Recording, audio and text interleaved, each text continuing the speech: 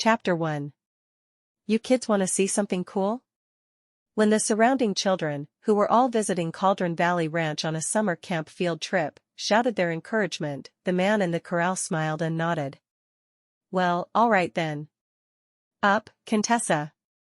Decker Cauldron smiled right along with the kids as the beautiful mare rose up on her hind legs and began kicking at the air, in a glorified show of power. All his cousin Jim, the ranch's resident horse whisperer, had to do was flick his fingers, and the magnificent horse whinnied so loud, it had a few of the children clamping their hands to their ears. But not the little girl beside Deck. He'd been concentrating on a new stamp he was modifying in his workshop behind the stables, when the camp group had made their way into that area of the ranch.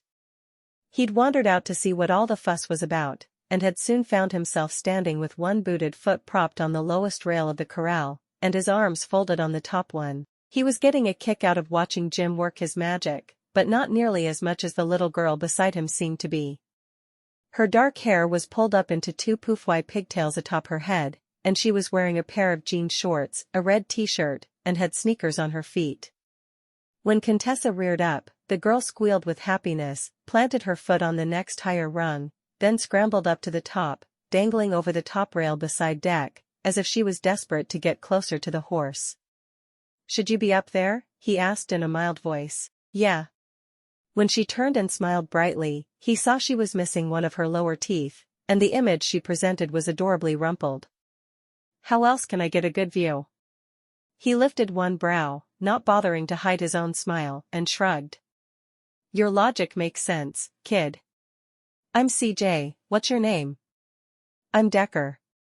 He intentionally left off his last name, because he didn't want to find out she was the child of one of the superstitious townspeople who'd been raised to think he and his brothers and cousins were bad luck. But the little girl's attention was already back on the mare in the corral, one of the ranch's fastest racers, and Decker was sure she wouldn't have given his name a second thought even if he had told her.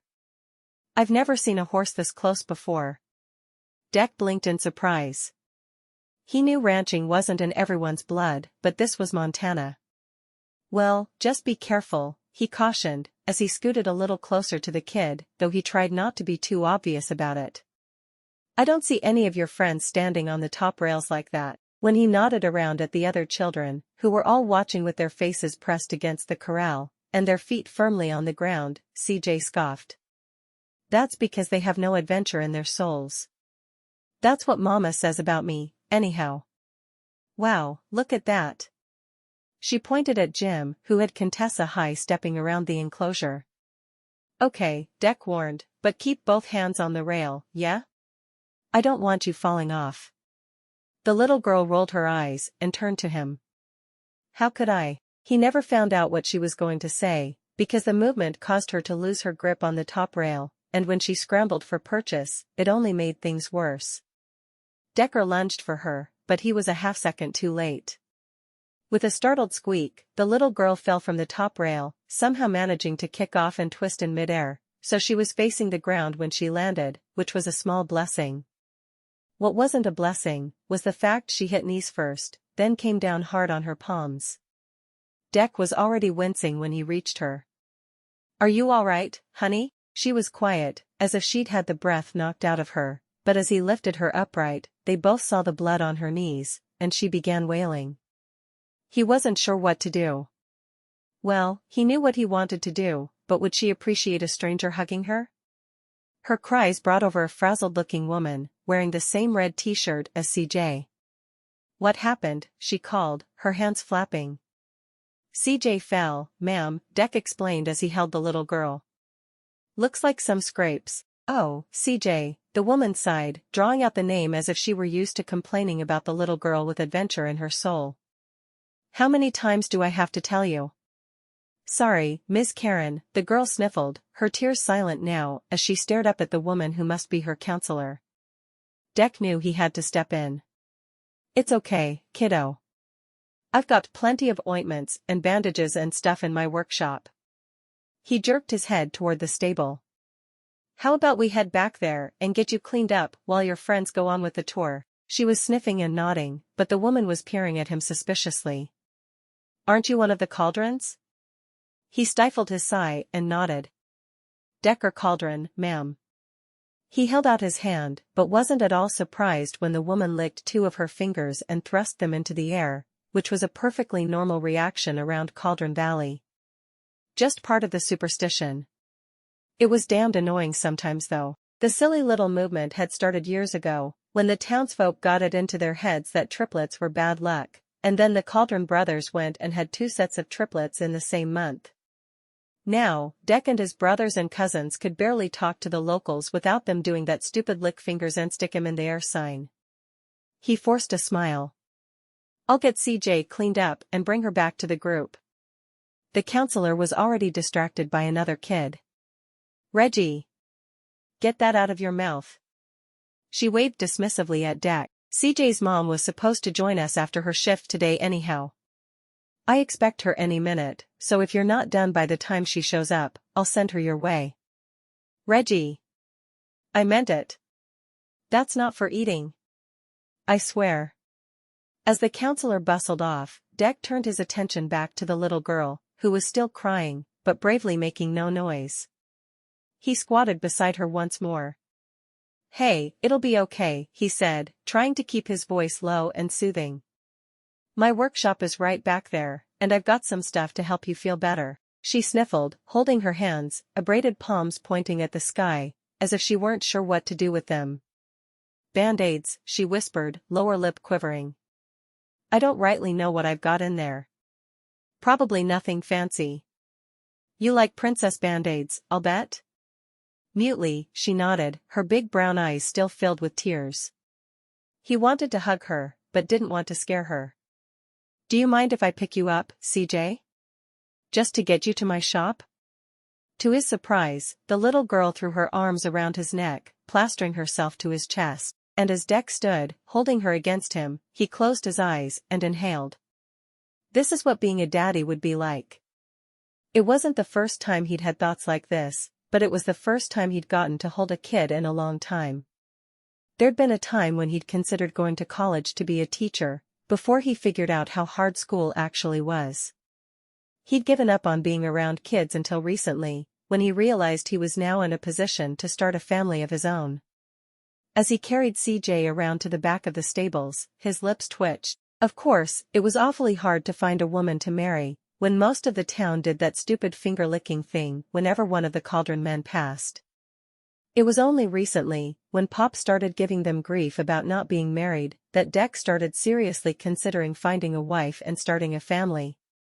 He just didn't have any desire to do it the way his brother Cade or cousins Bob and Jim had gone about doing it. He wanted to make sure he knew his woman before he proposed marriage. His woman? He was sounding a little barbarianish. Is that a word? Pretty sure he could word anything if he tried hard enough. Me Deck. You my woman. Be wife, make babies, good. Grunt. Wait, is that a barbarian or a caveman? Is there a difference? Find woman. Make wife, then have lots of fun making babies. Grunt grunt man grunt. As he stepped through one of the 3 sets of French doors into his shop, he snorted at his own subconscious. CJ's head had been on his shoulder, and when she lifted it to peer at him, he instantly missed the feeling. Sorry. He shrugged. I was thinking something dumb. Miss Karen says I do that a lot. That sure didn't seem like a good thing to tell a little kid. I'm sure she just meant you take too many risky chances, because of the adventure in your soul. She sniffled again and laid her head back on his shoulder. I like you, Decker. I like you too, kid, he whispered. His first aid kit was under the industrial sink in the back, so he had to force himself to put her down. Standing in the middle of the shop, he looked around for the best place, wishing he had a chair or something. Finally, he accepted the inevitable. Honey, I'm going to have to sit you on my work table, okay? You gotta promise you won't fall off. Okay. I promise, she said in a small voice. When he cleared off the scrap leather he'd been fiddling with and sat her on the hardwood, she started kicking her feet happily, and he figured she was probably going to be fine. Still, he didn't waste time fetching some wet paper towels and the first aid kit and hurrying back to her. As he bent over her knees to clean them, he decided not to warn her the antiseptic spray would sting. Instead, he distracted her, the way Grams always did for him and the other boys. "So this is your first time to Cauldron Valley Ranch, huh? Do you live in town?" "Yep. We moved here last summer so my mama could take a job at the doctor's office. She's a nurse. Do you like it here?" "It's okay. I miss my grandma, but she died, so Mama said we didn't have a reason to stick around Black Aces anymore." Deck hummed, reaching for the towels to gently wipe her knees. "And how old are you, CJ?" "I'm 6. I'll be in first grade soon." Before he could respond, she asked, "How old are you?" Smiling, he brushed the last of the dirt from her scrapes and sprayed them again. "I'm 30. Wanna know something? I have 2 brothers and 3 cousins, and we're all 30. Glancing up, he saw her wide eyes. "Are you friends?" Dang, but she was adorable. "Yep, the best. See, we're 2 sets of triplets. That means all 6 of us were born at about the same time." "What are their names?" Digging through the kit, he was relieved to find band-aids big enough to cover her knees. Jim was the man who was working with the horseshoe saw. "His brothers are Ted and Bob. My brothers are Cade and Wyatt." Trying to distract her again as he began to apply the bandage, he asked, "CJ is a pretty name. What's it stand for?" "Cora Joe, today." It was an odd response, but he was focused on his work and didn't reply. Soon enough, he straightened and reached for her hands. "Your knees are all taken care of. Let's see your palms." When they both bent over her palms, her forehead knocked against his, and he smiled. "They don't hurt as bad as my legs," she said in a confidential voice. And he couldn't make himself pull away. Instead, he stood there, forehead pressed against hers, and hummed like a doctor might. "They don't look as bad either. Maybe we'll just wash them." "Are your knees going to be okay?" "I hope so. I'd be sad if I couldn't walk again." He hid his smile. "Yeah, that would be bad. Would you carry me?"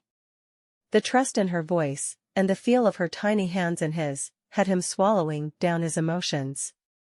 "Anywhere," he whispered, and knew he meant his promise. "CJ." The frantic call came from outside. "CJ, where are you?"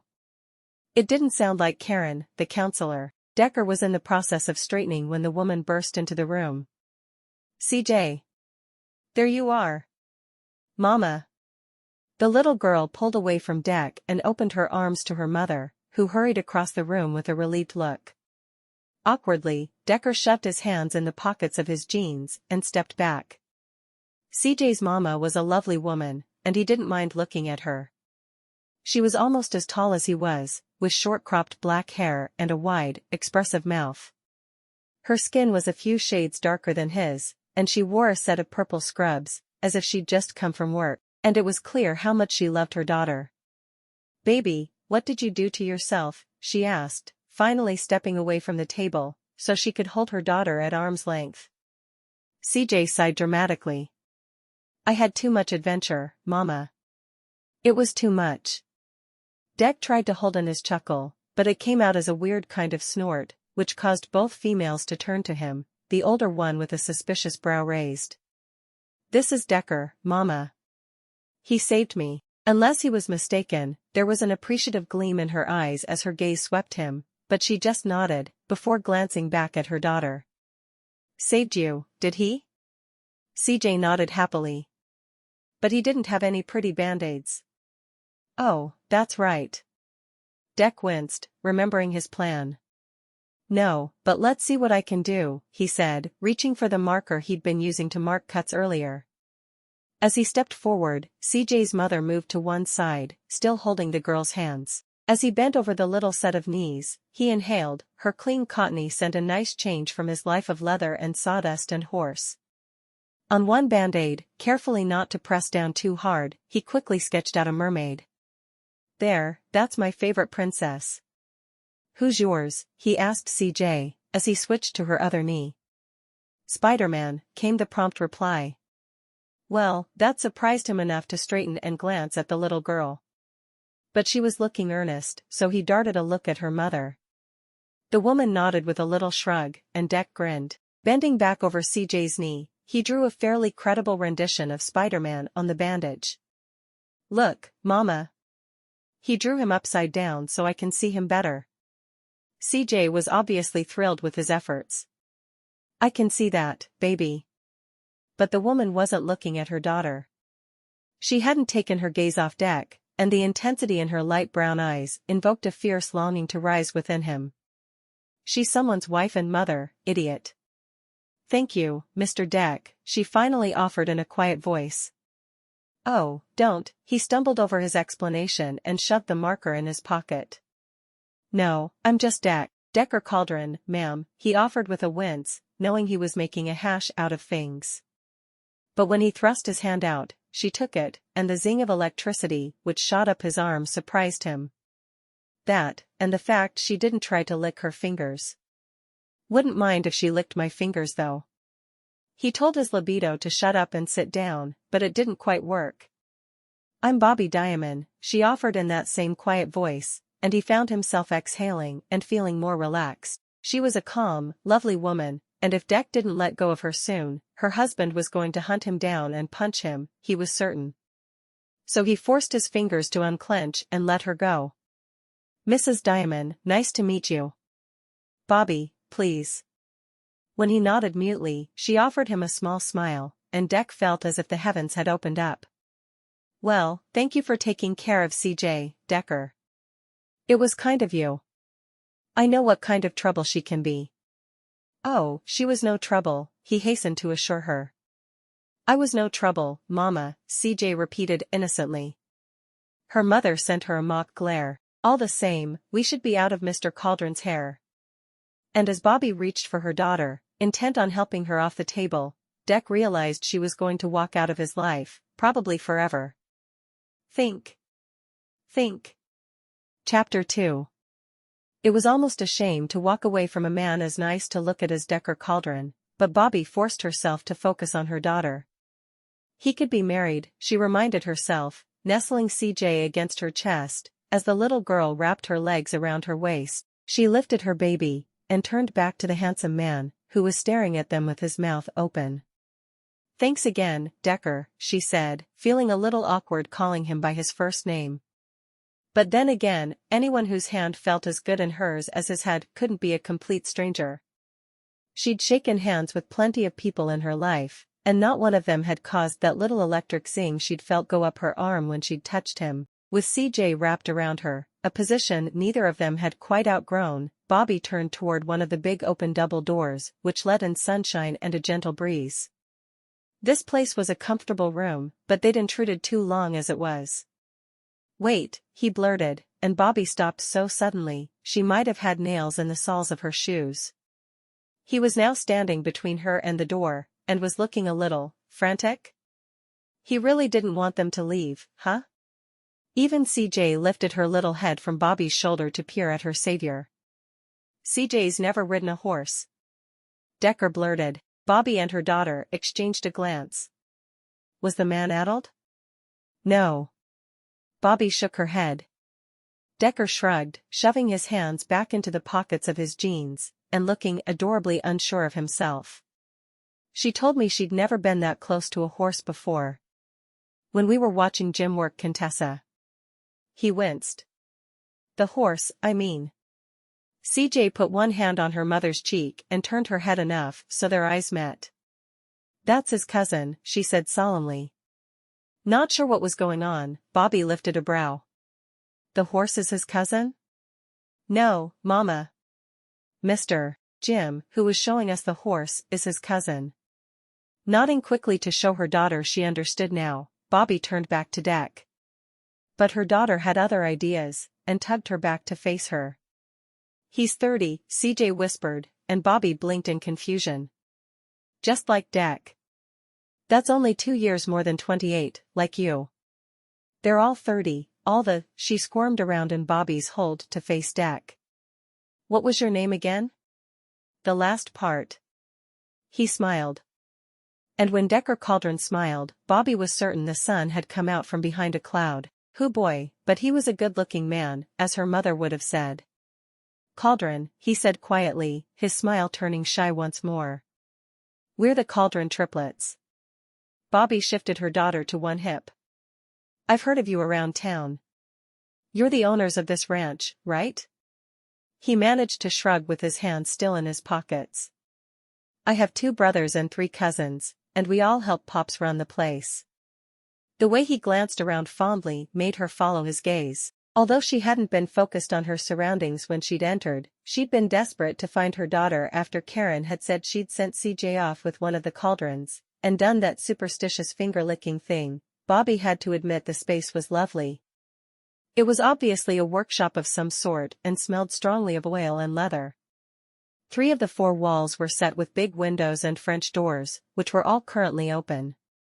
The 4th wall was lined with shelves and cabinets and tall storage lockers. Under the windows were counters strewn with leather scraps or projects half completed, and on the big center table, next to where CJ had been sitting, was a lovely almost finished saddle. The whole space was bright and cheerful and smelled divine. Like the man standing across from her. Because being a single mom wasn't enough to worry about. Now I've got rent and bills, and I'm kicking myself for splurging on the house instead of an apartment, Anne. She blew out a breath and cut off her thoughts. Griping never solved anything, as Mama used to say. Again, thank you for. This time it was his wince which interrupted her. She'd spent a lifetime helping others, and wondered why he was in such obvious pain. Or was he embarrassed? But he pulled his hands from his pockets and patted the air in front of him, as if trying to placate her. I'm sorry, I'm not making sense, Ms. Diamon. Bobbi, I mean. Another wince. I was going to offer CJ the chance to ride a horse, since she's never been on one before. The rest of the kids have all moved on, and she's dressed okay, and I'm sure Jim could find us a sweet-tempered little pony too. No matter how good the man apparently was with children, he obviously didn't know he shouldn't mention something like that in front of a kid, not without asking the parent first. So Bobbi wasn't surprised when CJ began bouncing in her arms as if she had a pogo stick stuck up her bottom. Please, Mama? Please, please, please? Deck won't let anything happen to me, right? She was already squirming out of Bobbi's arms, and when her feet touched the wooden floor, the little girl launched herself at Deck's legs and wrapped her arms around his middle. And Bobbi had to swallow down the burst of intense longing she felt, just from watching the way the handsome man smiled down at her daughter, before dropping his hand to CJ's little shoulder.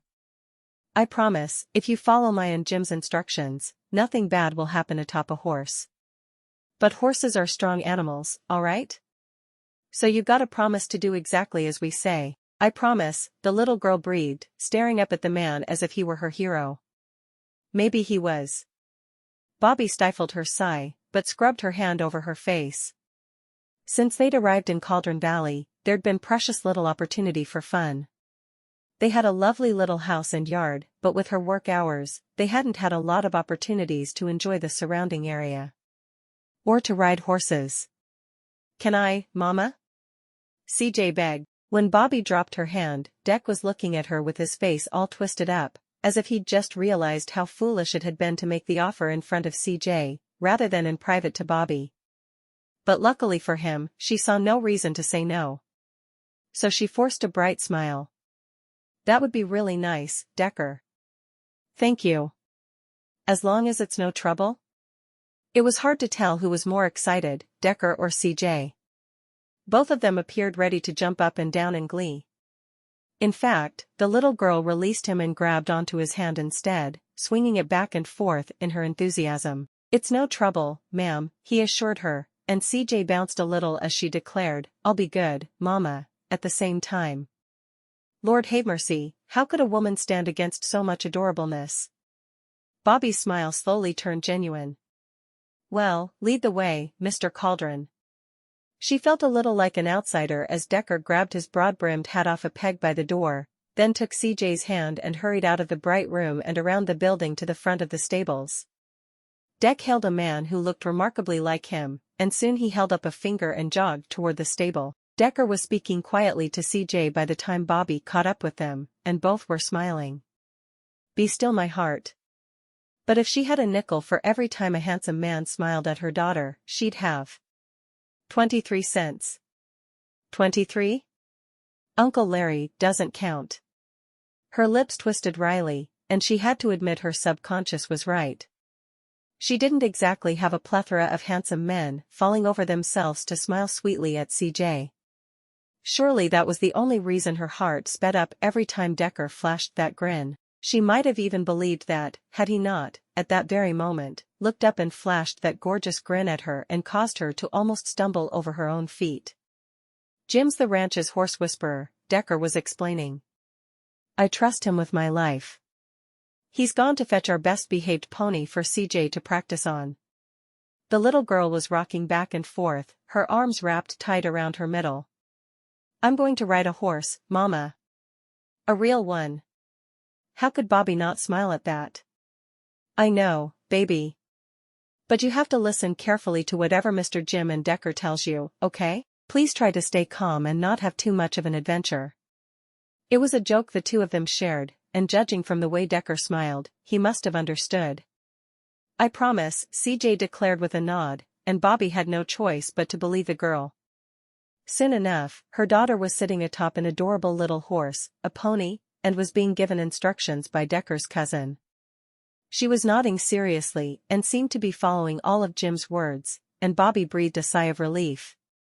We can watch from here, Decker offered in that low voice of his, as he gestured toward the corral. Bobbi followed, and when he propped his folded arms up on the top rail, she did the same and watched Jim lead CJ's pony into the open area. This is where I was standing when I met Cora Jo, he began, nodding to a spot on the other side of her. She'd climbed up to see better, and I was pretty sure she was going to fall. But I gotta say, she's got some cat-like reflexes. Cora Jo? I guess that's what she's calling herself today. Bobbi's lips twitched. She went through a phase 2 years ago, where she decided she was a cat and insisted on being called Cat Juice. When he chuckled, she felt her own chest tighten. Heavens, he had a nice laugh, didn't he? Cat Juice, huh? For CJ? She nodded, a little flustered. 4-year-olds know what they like and stick with it. We should all be so lucky.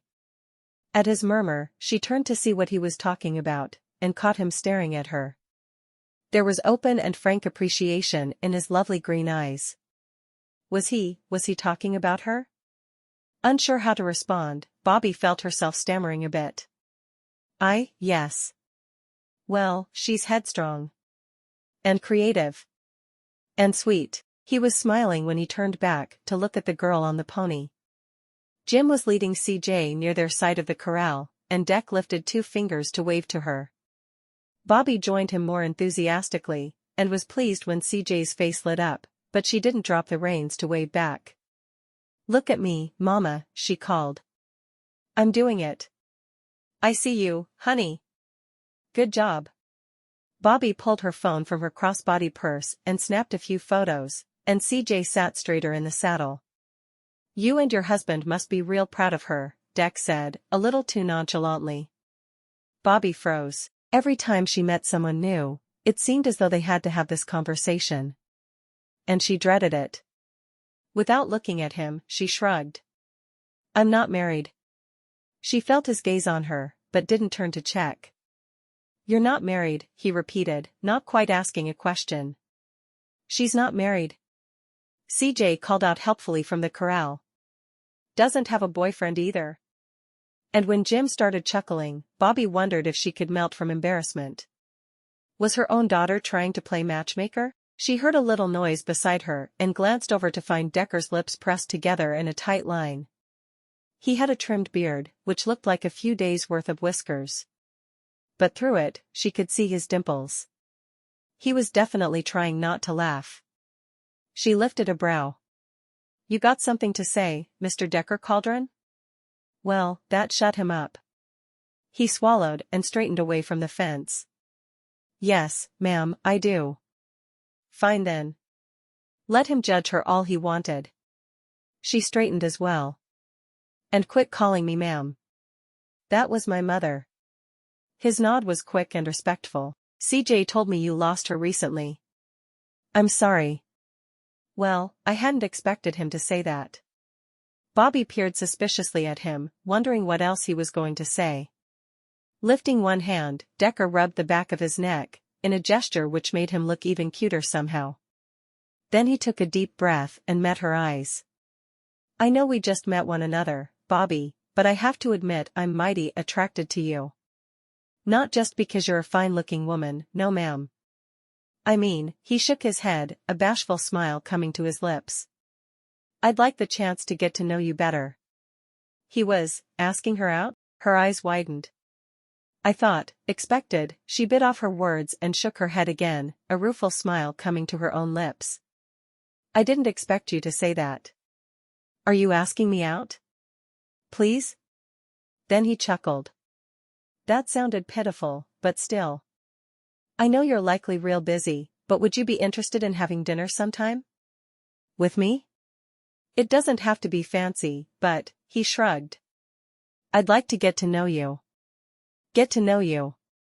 That could mean a lot of things. Bobbi raked her eyes over him as she considered. He was a lot of fun, and gorgeous, with those big, calloused hands and broad shoulders. Of course, Curtis had been all those things too. Decker is likely as much of a player as her ex had been only interested in a good time. Well, maybe it's time I had a good time too. She could be careful. As long as she didn't get too involved, and stopped before things got too serious, she could afford to have a little fun, couldn't she? I'm having so much fun, Mama. Bobbi's gaze darted to the corral, where CJ was beaming from atop that little horse. Bobbi waved distractedly as Jim brought her daughter on another loop close to where she stood. I'm glad, baby, she managed, still considering Deck's offer. CJ bounced a little in the saddle. You should have fun too, Mama. Jim turned his head to hide his smile, and Bobbi's eyes widened. Her 6-year-old was playing matchmaker, wasn't she? Go out with me, Bobbi, Deck urged in a quiet murmur. When she looked over at him, he seemed earnest. I promise I'll be a gentleman. You don't have to worry about that. Strangely, she wasn't worried about him, she was worried about herself, and what she could afford, with CJ a part of her life. And all her other responsibilities. But her daughter and her subconscious were right. She did deserve to have some fun every once in a while. Her friend Laura owed her an evening of babysitting, so why not? She took a deep breath. Okay. And then, because it felt good to agree, she nodded. Okay, I'll go out with you. To her surprise, he gave a little fist pump, like he'd accomplished something really remarkable. And when he smiled, she returned it. How does Japanese sound? I've been wanting to try that new hibachi place. Her brows rose. Well, that's a surprise. Most cowboys I've met are all about steak. You mispronounced bacon, there. You prefer bacon to steak? His shocked expression was obviously exaggerated. It's the heavenly meat, Bobbi. Heavenly? He nodded seriously. Like little baby angels crawling across your taste buds. A laugh burst out of her, and she shook her head, still grinning. I think this will be a fun evening, Decker. How does Thursday evening work? Neither she nor Laura worked late on Thursdays. Even if it didn't, I'd make it work. Can I have your number? As Jim led CJ around the corral one more time, Decker and Bobbi bent over their phones to make the arrangements. Once, she glanced up and caught him looking at her, and found a smile on his wide lips and an excited sparkle in his green eyes. And she had to swallow. He was handsome, all right, but she was drawn to his quiet joy for life. Unconsciously, her right hand squeezed into a fist, remembering what it felt like to touch him. Could she afford to touch him again? Could she risk this life she'd made here with CJ, this good life, for a handsome smile? This date is either a great idea, or a very terrible one. She'd find out which on Thursday. Chapter 3. Decker couldn't recall being this excited about a date in a long while. Of course, he couldn't recall having a date in a long while. Oh, there'd been some ladies here and there, but for some reason, he couldn't think of a single one at that moment. Not with Bobbi standing in front of him, smiling and looking as amazing as she did. "Are you hungry?" he asked, offering her his arm, as they turned to the front door of Tokyo House, Cauldron Valley's latest addition. And when she took his arm, he felt that same zing shoot straight to his chest. "I am," she confessed. "I had to skip lunch today, but then when we got home, I didn't want to ruin my appetite, so I just had some grapes." "Grapes, ooh," he teased, shooting her a smile. "Living large, huh? Why'd you skip lunch? Was it that busy at work?" He held up 2 fingers to the hostess, and she nodded and grabbed their menus, after doing that stupid thing where she licked her fingers and thrust them into the air. Deck tamped down his shudder, thinking of the germs on those menus being held by the same fingers she just stuck in her mouth. But as the hostess led them toward a table in the back, his attention quickly returned to focus on Bobbi. She was biting her lip, but then shrugged. "The office can get busy, yeah. But it's not like there's a pandemic going on or anything. We just had a complicated insurance claim come in, and I wasn't hungry yet, so I offered to take it." She kept speaking as he held her chair out for her, and she slid in. "And then, by the time I was hungry, the patients were lining up again." Remembering her in her scrubs, Deck nodded as he sat across from her. "CJ says you're a nurse?" She nodded. "My specialty is pediatrics. I work for a pediatrician 2 streets that way." She pointed. "Of course, he's the only pediatrician in town. Cauldron Valley is bigger than Black Aces though. At least we have a pediatrician here." Black Aces wasn't too far away, and Decker couldn't wait to hear about her life there, but for now, he was distracted by her description of work. "Do you like it?" "I love it. I've always known I wanted to work with kids, and be a nurse, so it seemed like a no-brainer." His smile slowly grew. "I totally get that. He'd love the chance to work with kids. And it sounds as if you stay pretty busy. Must be nice to get out of the scrubs every once in a while though." Unbidden, his gaze dropped to her shoulders, then lower. Whereas last time he'd seen her, she'd been wearing those cute purple scrubs, now she was in a light silk blouse, and the pale pink looked amazing against her darker skin.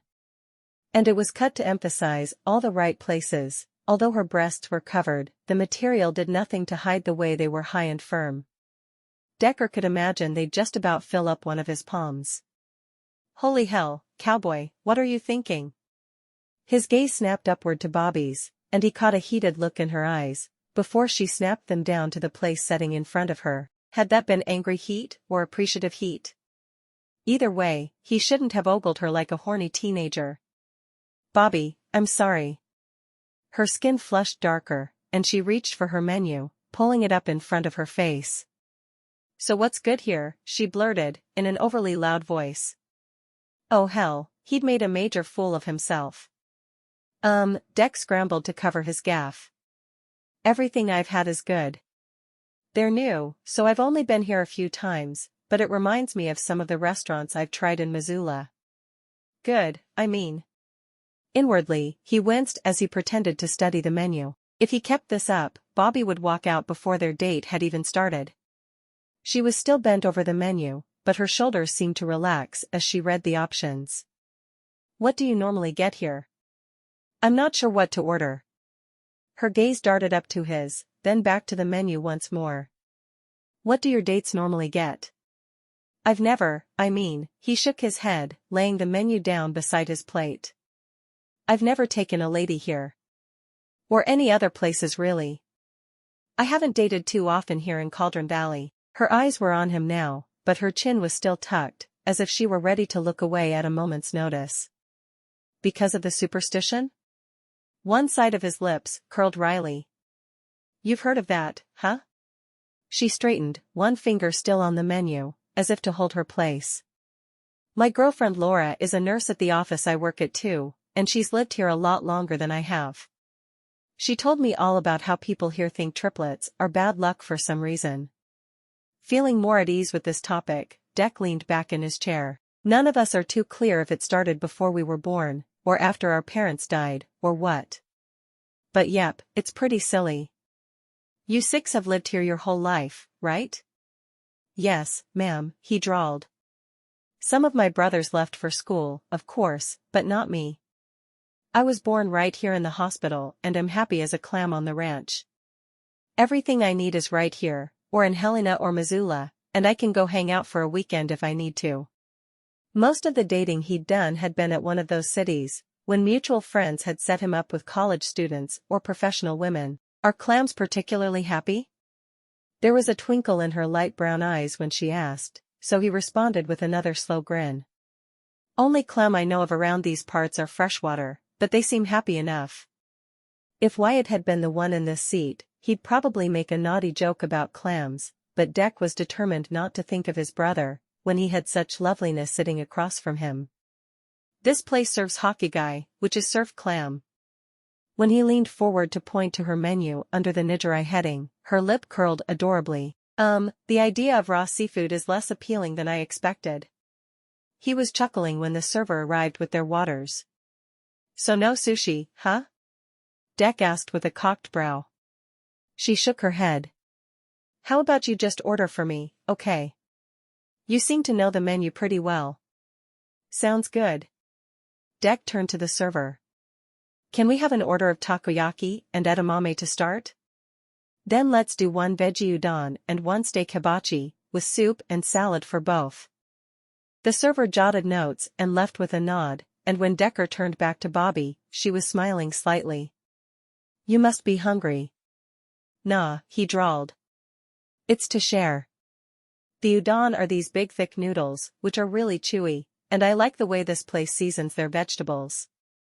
But we're in Montana, so we can't not order steak in some form, even if it's hibachi flavored. Her breath burst out in a chuckle. And I confess I'm a sucker for the white shrimp sauce they serve with hibachi. Oh yeah. My grams always called that yum yum sauce. She reached for her water. Does your grandmother live here in Cauldron Valley too? He grinned softly as he stretched his booted feet out underneath the table. She did, yeah. At the ranch. She and Pops raised us from the time we were all 5 years old. When she died a few years back, we were all pretty messed up for a while. I'm sorry, she whispered. That must have been hard. Cancer is horrible. She nodded sadly. It really is. He remembered she'd lost her mother recently, and had to resist the urge to reach across the table and comfort her. You don't know her well enough to do that yet, cowboy. That was true, and he couldn't afford to scare her away. But one day soon, you will be able to hold her. Forever. He blinked. Where had that thought come from? He'd just met the woman, and yeah, she was pretty and interesting, but he was 30 minutes into their first date. Words like forever didn't need to get involved just yet, did they? But he couldn't help remembering a conversation he'd had with Kate about his first date with Jamie, and how Kate was already thinking of marriage before it had even begun. It was Pop's fault, probably, for putting the idea of forever in their heads. So, when Bobbi smiled, it appeared forced, but if she wanted to change the subject, he'd go along with it.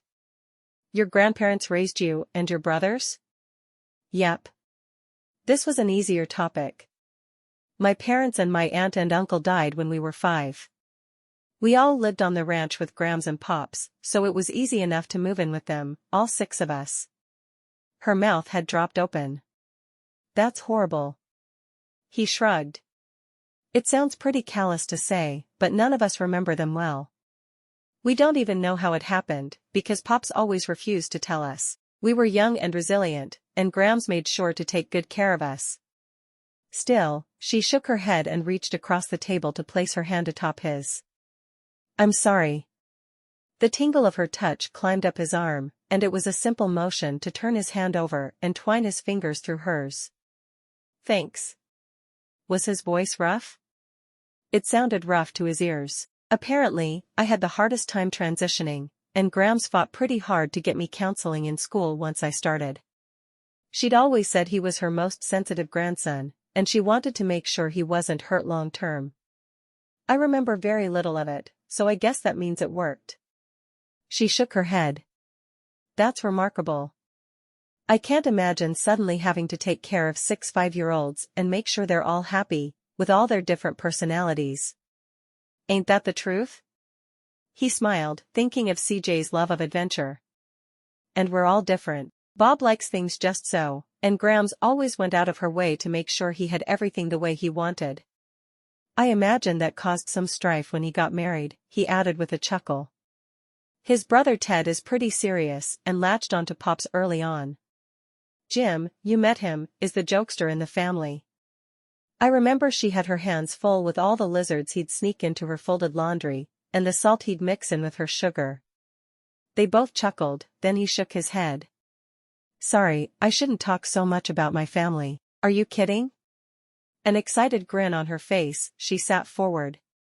I'm an only child, so this is amazing. Tell me about your brothers. Well, if she really wanted to hear about them. He moved his water out of his way with his free hand, no way was he letting go of her, and leaned his weight on his elbow. Wyatt was always the most independent of us, always bucking authority. I remember him and Pops butting heads on more than a few occasions, especially as we became teens. He manages the racetrack up on the ranch. We do big races a few times a year, to highlight the ranch's horses. That's what we're famous for, you know, producing the fastest horses in the state. More like the entire West, but he didn't want to come across as too much of a braggart. Do you all work with the horses? She asked with wide eyes. In some way or another. Ted manages the ranch as a whole, and Bob studies bloodlines. You met Jim, our horse whisperer. And Kate is in charge of nutrition. He has the magic touch when it comes to our feed, and has even started his own company, a few years back now, selling his blends nationally. Her lips curled slightly. You sound really proud of him, he shrugged. We lived together up until recently, so I always got an earful about his work. And Kate had always been willing to listen to his advice, which Deck had appreciated. We shared the house our dad built years ago, but when Kate got married earlier this summer, I moved out. Really? Where do you live now? Reaching for his water, he shrugged again.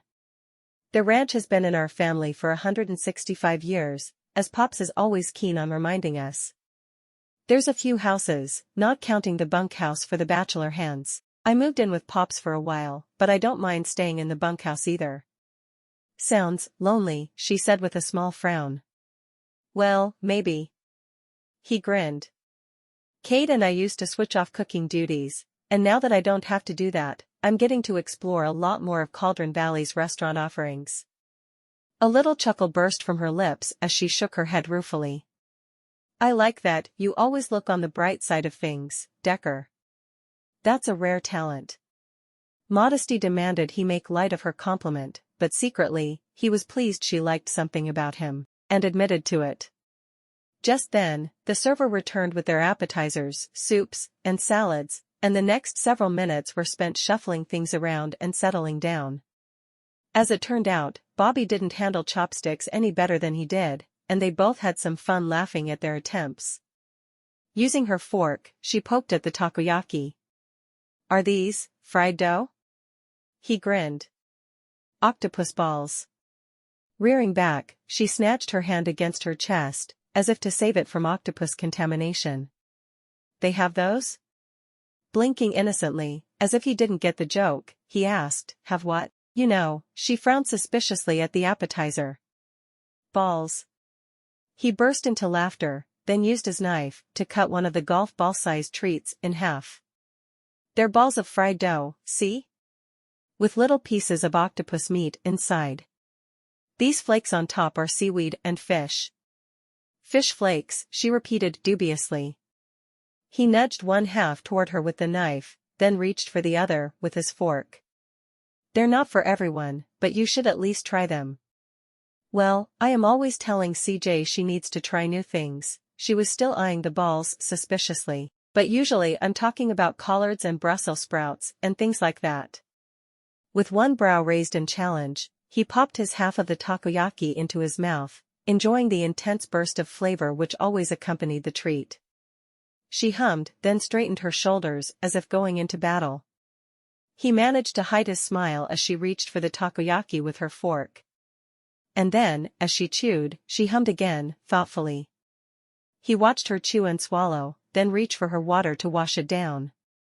Well? Not bad. Her smile grew wry.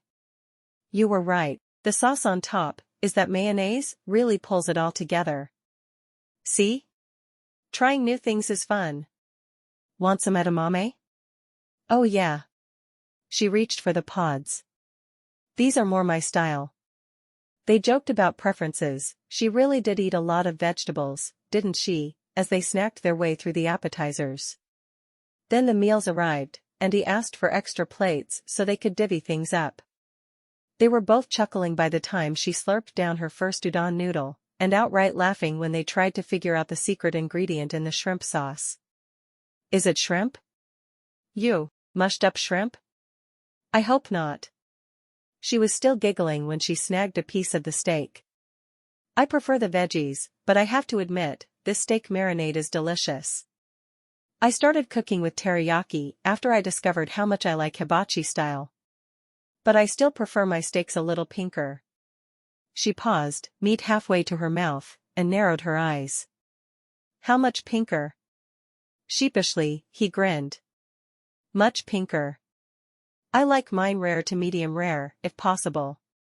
We might have to agree to disagree on that then. It was a simple comment, but it caused Deck's heart to beat faster. She was admitting they could have a future together. Agreeing to disagree meant there might be future conversations on the topic. Maybe even steaks and veggies eaten together. As she bent over her almost empty plate, his gaze flowed over her curves. She was a fine-looking woman, and the way his body reacted to her told him things could be real good between them. But it was the thought of a future with her which had his grin growing. Are you ready for dessert? Startled, she looked up from finishing her meal. You're still hungry?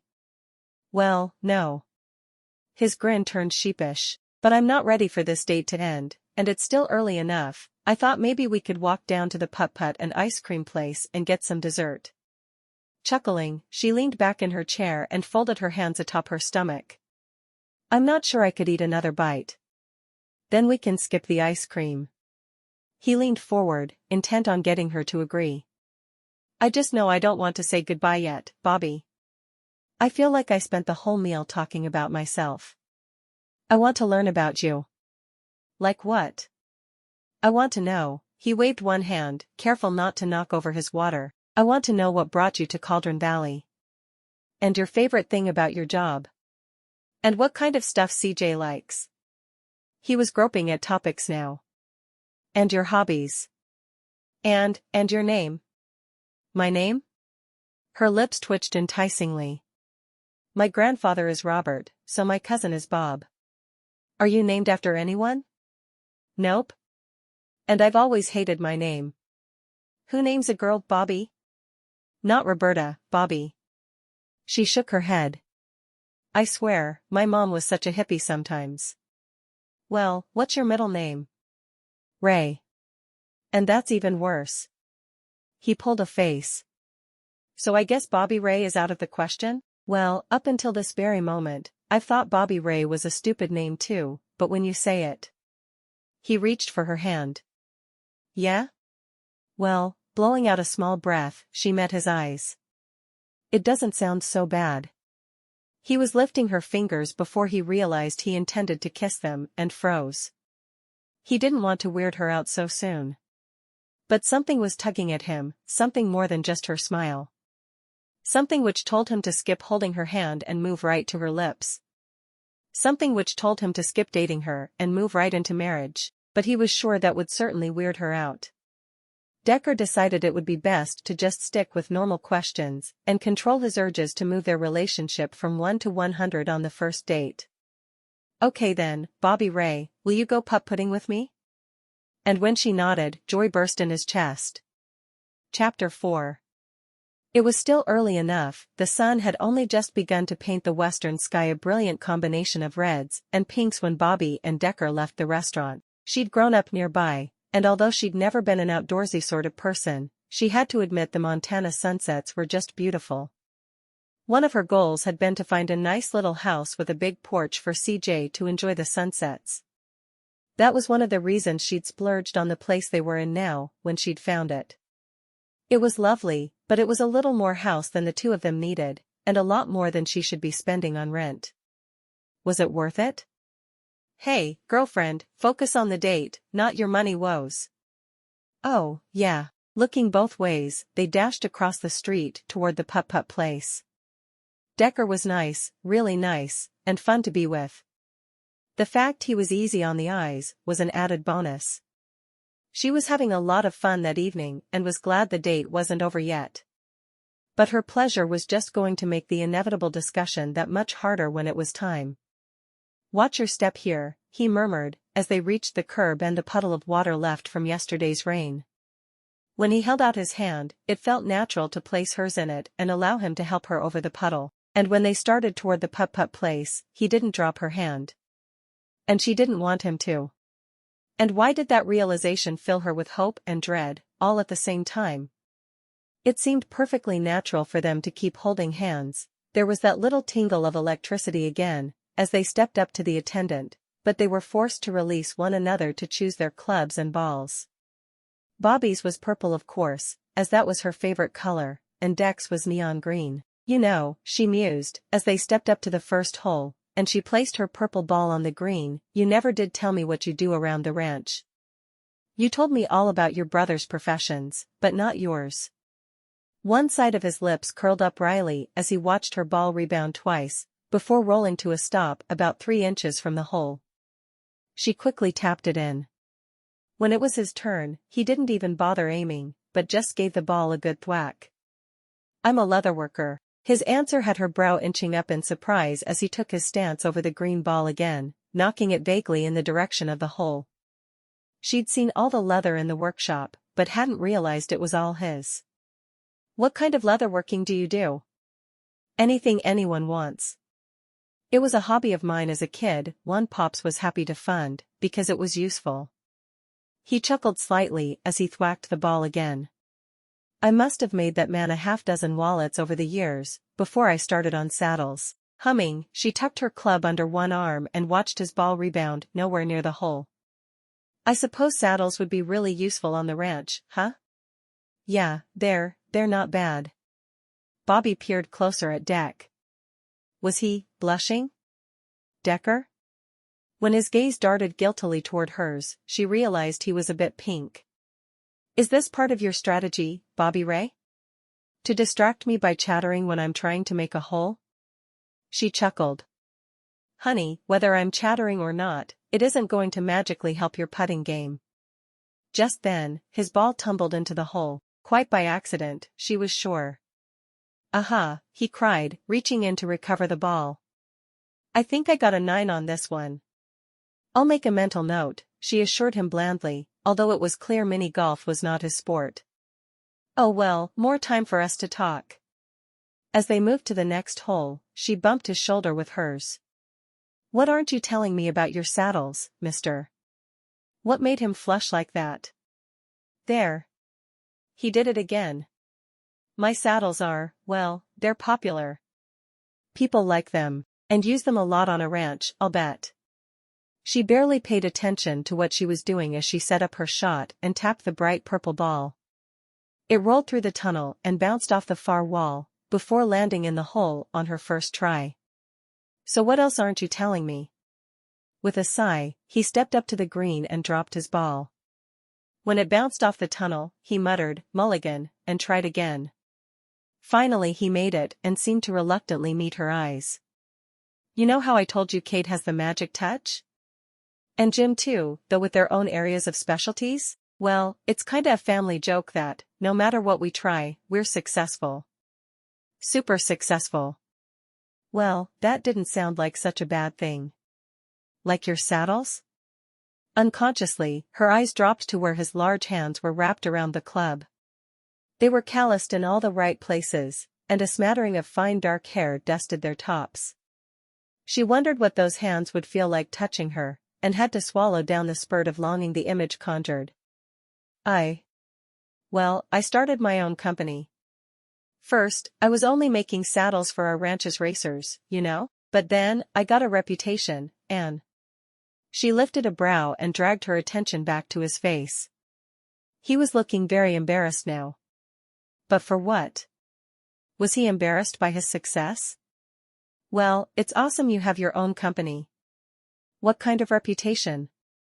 Blowing out a breath, he released the club to drag one hand through his hair. He hadn't worn his cowboy hat today, and Bobbi realized she missed it. There's a belief, I don't know if it's actually true or anything, mind you, but when a racer wears one of my saddles, he's supposedly faster. Her other brow joined the first. I imagine that's handy. It's never been disproven? He looked even more uncomfortable when he admitted, just the opposite. Ted's really into numbers, yeah? So I had him analyze the results of the last 5 years of races and rodeos, not just ours, of every horse using my saddles. She could see from his sheepish expression what the results were, and she found herself repeatedly tossing her ball up and catching it in anticipation, hoping the action would somehow make him reveal everything faster. And every single horse ran between 0.7 and 3.2 seconds faster than their previous record, when they hadn't worn one of my saddles. Her laugh burst out of her, almost relieved. So you must have the magic touch when it comes to leather, huh? Wincing, he dropped his attention to his shot, although from the way he lined it up, she knew he wasn't going to make the necessary rebound. Well, Ted poured that data into a new marketing campaign, and now I have a commission list longer than my arm. Probably longer than both arms put together, actually. That's great. It was cute how embarrassed he was about his success. I guess this means you can always charge more per saddle if you wanted to. As predicted, he missed the shot, but sent her another sheepish grin. The way they're currently priced, I could make and sell only 4 a year and live like a king. Her eyes rounded when he told her the figure, and how relatively little time it took to make each saddle. Must be nice not to have money troubles. Her subconscious made a little tsk-ing noise inside her head. Jealousy isn't a good look on you, Bobbi. She wasn't sure if the last was the voice of her mother, or her best friend from back home. Mama would have scolded her with the words, but Artie would have teased her. And they would have both been right. She sighed. The two of them were quiet through the next hole, but once they headed to the next one, he cleared his throat. Sorry, Bobbi Rae. I shouldn't have made it sound like I was bragging or... Oh, no. I was just surprised as all.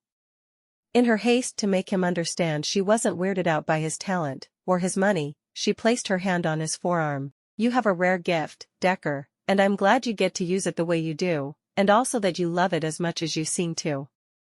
Under her hand, the muscles in his forearm bunched, and she found herself gliding her fingers along his skin. Wow. Who knew forearms could be so sexy? When she looked up, his gaze caught and held hers. I don't want you to think I'm too proud or anything. You should be proud, she whispered. He could see them as a family. There you go. Bobbi beamed up at him, holding her bobber. Sorry about that. Maybe we should break for lunch? He cleared his throat and nodded in agreement. Yeah. But the thought wouldn't leave him so easily. He was still smiling when he joined them on the old horse blanket she'd spread in the shade of the largest oak.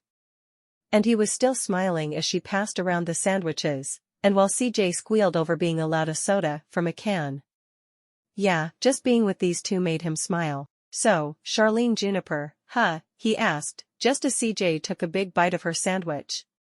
When she opened her mouth to respond, Bobbi cleared her throat in warning. CJ's gaze darted to her, then the little girl sighed dramatically and rolled her eyes, before chewing and swallowing. I'm thinking tomorrow I'll be Charlie June. That's pretty. Deck nodded. I like it better than Charlene Juniper, truthfully. But why not just CJ? Because I'm CJ every day. Sometimes I like to be someone different. Well, she was 6, and it was hard to argue that reasoning. Why not your real name? To his surprise, CJ shot a look toward her mom, which almost seemed nervous. When he met Bobbi's eyes, she shrugged an apology, but didn't explain. It was CJ who reached for her soda, then said nonchalantly, "My real name is Ugly. I'm either CJ, or another name I like." She said this with an emphatic nod, and Deck had to admit he liked how certain she was and how she seemed to know her own mind, even at her young age. "Fair enough. You need any help coming up with suggestions?" Her eyes lit up. "Yes." And then a massive burp surprised her, and she broke down giggling. When Deck saw Bobby's exasperation, he hid his own grin, but it was hard. "Charlie June, manners." "Sorry, Mama, it was the soda. And I'm Charlie June tomorrow. Today I'm Charlene Juniper, remember?" "Lord help us," Bobby muttered with an eye roll, and Deck distracted CJ with some name suggestions. "Cordelia Jennifer? Christine Judith? Calliope Josephine? I love them all. Thanks, Decker." And when she threw her little arms around his neck, Deck closed his eyes and splayed one hand across her back, inhaling her cottony scent. "Yeah, I could get used to this." When he opened his eyes again, Bobby was watching them both with such a look of longing, he wondered if she might want that too. After lunch, CJ wasn't interested in any more fishing, but her mom had brought a collection of miniature horses in her big purse.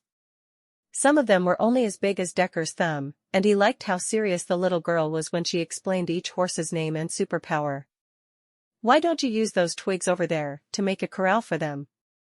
He pointed to a collection scattered under a nearby tree. "Because," she said, with a roll of her eyes, "these are magic horses. They don't need corrals." "Okay." He shrugged. "Then use the sticks, and those rocks, and the sand, and make them an epic mansion to live in." "Awesome," the little girl cried, before jumping up and racing for the beach to begin collecting rocks.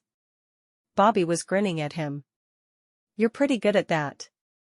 And he knew what she meant. Shrugging, he tried to explain. "I like kids. I like hanging out with them, although I don't get the chance that often. I wanted to be a teacher once, did I ever tell you that?" When she shook her head and began to walk toward him, he shrugged again. "I just think of what I would want to play with, and use it. I guess I have a childlike mind." She stopped in front of him and lifted her hand to his cheek. He hadn't shaved today, and he wondered if she minded. "I think you have a wonderful mind, Decker Cauldron," she whispered. And suddenly, his jeans were just a little too tight. He wanted to squirm or pull her closer, so she could feel exactly what she did to him, but when she stepped away, her hand dropping, he swallowed down his desire and tried to order his body to behave. "Doesn't work that way, cowboy." She took his hand and smiled. "Come on, help me fish." It took him a minute to get himself under control, and by that time, she was standing up on that wide boulder again, in those slippery sandals, doing her best to cast. Grinning, he shook his head and started toward her. "You're holding it wrong." Again, he called out, as he hoisted himself up beside her. "And you're likely to slip, perched up here the way you are." She sent him a saucy look over her shoulder. "I like it up here. I can see the fish. See?" She pointed down into the shadows on the other side of the swimming hole, where Deck knew the trout liked to hang out. "So help me figure out how to cast, please. I want fish for dinner." "Well, alright, but we'll ask Griselda to cook them after I clean them, okay? She's got the best recipe." Bobby flung her pole again and the line tangled. "Who's Griselda?" "My grandfather's housekeeper. She moved in before Grams died in order to take care of her, and now she cooks for us, some of us, at least, these days. Here, try it this way." He stepped up behind her and placed his hands over the top of hers. He showed her how to loosen the line and where to put her thumb as she cast, but it didn't take long before he realized she wasn't paying attention. No, she was leaning back against him. And she was breathing quite fast. Could she feel the evidence of his desire pressing into her back? Or did she think that was his belt buckle or something? And could he take her reaction as interest? "Bobbi Rae," he murmured, against the skin behind her ear. In response, she moaned helplessly, dropped the rod, which clattered to the ground beside the rock, and turned in his arms. Then her arms were around his neck, and her lips were against his, and Decker thought he'd died and gone to heaven. Dear Lord above, she tasted like perfection. He spread one big hand across her lower back to hold her steady, while twining the other in the hair at the back of her head, and just let himself feel. It was clear she knew what she was doing. She's got a kid after all, so she's not inexperienced, and Deck found himself smiling against her lips when her tongue teased his. Dimly, he was aware of the burbling of the river, and CJ's attempts at hoarse whinnies in the background. But all that mattered, in that moment, was Bobbi Rae, and the way she felt in his arms. I could get used to this. Forever. The kiss was sweet and perfect, just like her. Both were breathing heavy when they finally broke apart, and her lips were plumper, her lids half shut, when she sighed and tilted her chin up. I'm not going to apologize, she whispered. Good, because that was the most amazing kiss I've ever experienced. He brushed another kiss across her lips, for good measure. I know you said you don't want to date me, because you can't afford more heartbreak. I didn't say that exactly, but yeah, that's what I meant. Her smile looked a little sad when she met his eyes. And that's why I shouldn't have kissed you, but I just couldn't help. He silenced her explanation with another kiss, because he didn't want to hear that this, whatever they shared, was wrong, not when he knew it was so very right. He was the one to straighten, to pull away, but his lips curled into a smile. I'm not going to break your heart, sweetheart, because I'm not letting you go. Bobbi Rae, will you marry me? Be mine forever? Her eyes flew open, and she jerked, as if he'd hit her, instead of proposed. Before he could do more than open his mouth, she'd lurched backward, away from him. What? She hissed, shaking her head. Will you marry me? He repeated, more hesitantly this time. His heart had dropped into his stomach, and he was wondering if he'd been an idiot to spring it on her the way he had. I. And then, in her haste to get away from him, away from his proposal, she stepped backwards, right off the rock. He tried to reach for her, but she was too far away. The next thing he heard was a horrible crunch, and then her screams of pain. Chapter 6. I brought pizza, Deck announced when CJ opened the door for him. The little girl reached for the boxes. You're my favorite. From her spot on the couch, Bobbi looked over when he stuck his head around the corner.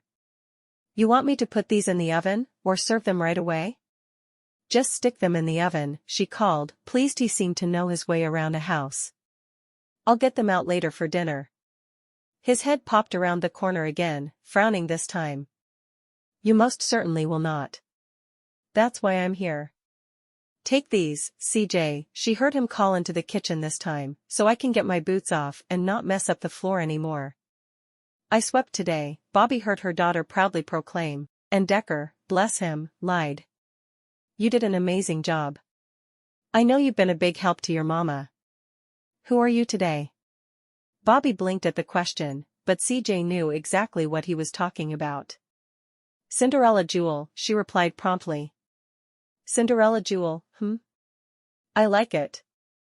Yeah, thanks for the suggestion. I think I'll be Caroline Jasmine tomorrow.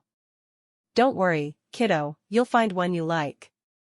There was a pause, and Bobbi wondered what was going on in the kitchen. Frowning, she stared down at the cast on her leg. Apparently, while she'd been in the ER, Decker and CJ had bonded even further. She had to admit the events of yesterday afternoon were a little hazy. After she'd been stupid enough to step off that boulder and snap her tibia like a very easily snapped thingy, Decker had taken command.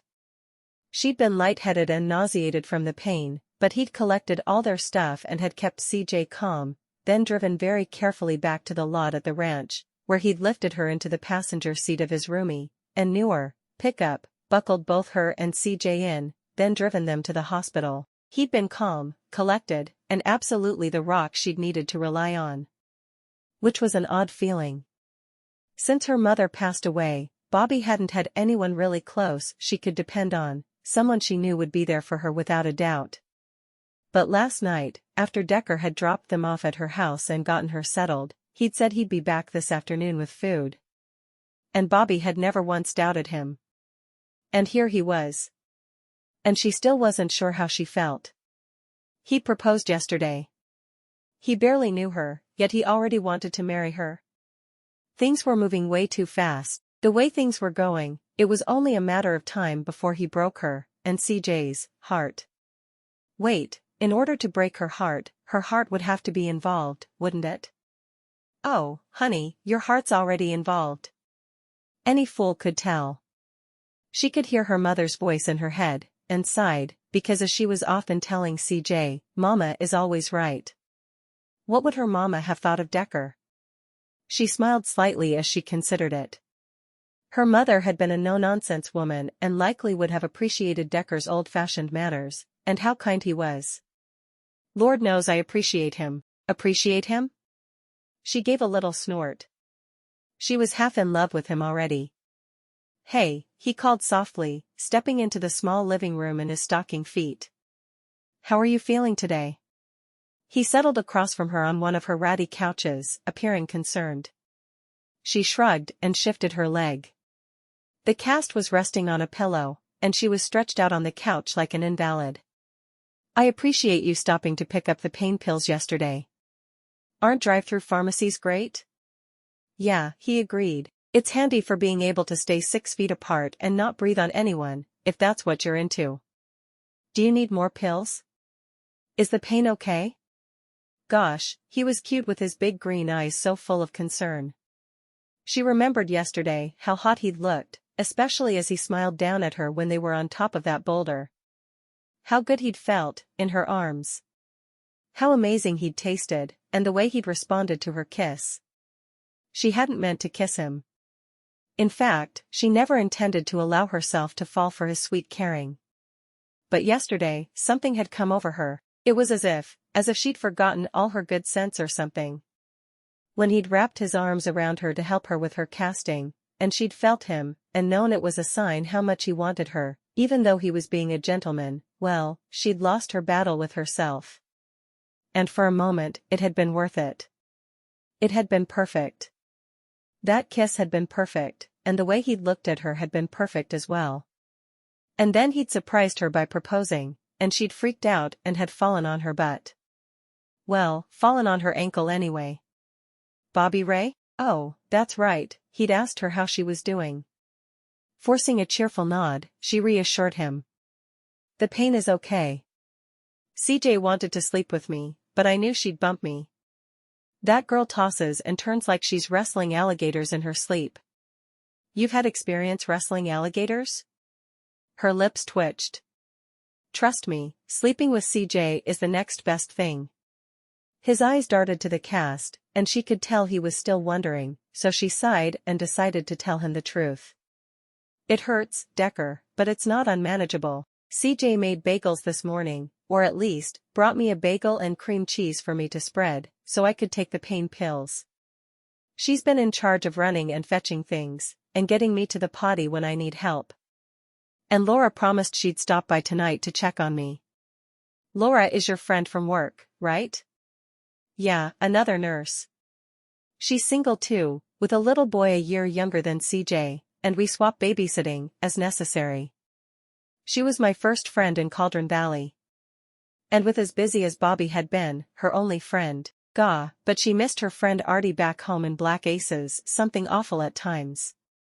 Well, she must be pretty special then. I'm planning on sticking around until at least 5, if that's okay with you? My family does a Sunday evening dinner I'm expected to be at, but I came over just as soon as I changed from church and picked up the pizza order. Her brows shot up. That's all day.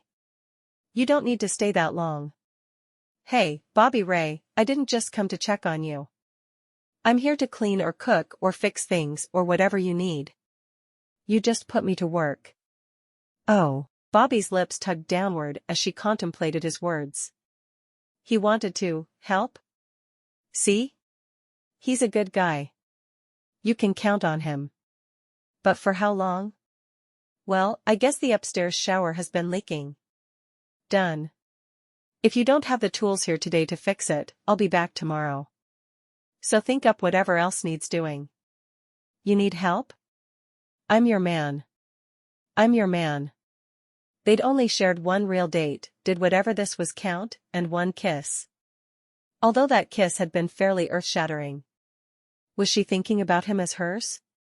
Was he? I also need to call the hospital back tomorrow morning to make sure all the paperwork I filled out yesterday is okay. I had to guess at some of the questions, and pass on others, like your social security number, but I was impressed CJ knew your address. Hey, that's right. In her pain-med-induced haze, Bobbi hadn't realized she hadn't had to fill out any paperwork. Yeah, I made her memorize it after we moved in, she murmured distractedly. Well, she was scared for you, but handled it really well. We talked about all sorts of things to keep her calm and focused, and I had to promise her another pony ride. He smiled, and she noticed he'd shaved that morning. But anyhow, I gave the hospital my name and number as a contact, so I want to make sure it's all okay and give them the information I didn't know. You didn't have to do that. He shrugged. Since I told them I'm paying for everything, I kinda had to. She sat upright. You're paying for my medical bills? This time, he didn't look embarrassed or awkward, not like the last time they discussed money. Instead, he met her eyes, and nodded firmly. You broke your leg on my property, Bobbi Rae. In response to my actions. There's no way I can ever apologize enough for that, but the least I can do is ensure you're not burdened with these extra bills. Her eyes were wide, she knew it. I don't, shaking her head, she tried again. You don't need to. Don't I? He asked quietly. Assuredly. Unable to meet his eyes, her gaze darted around the living room. She saw the broken blinds from the last tenant she hadn't replaced yet, and the mismatched furniture, and the stains on the carpet, and she blew out a breath. I bust my butt, sometimes 6 days a week, at the office, and there's never enough money, is there?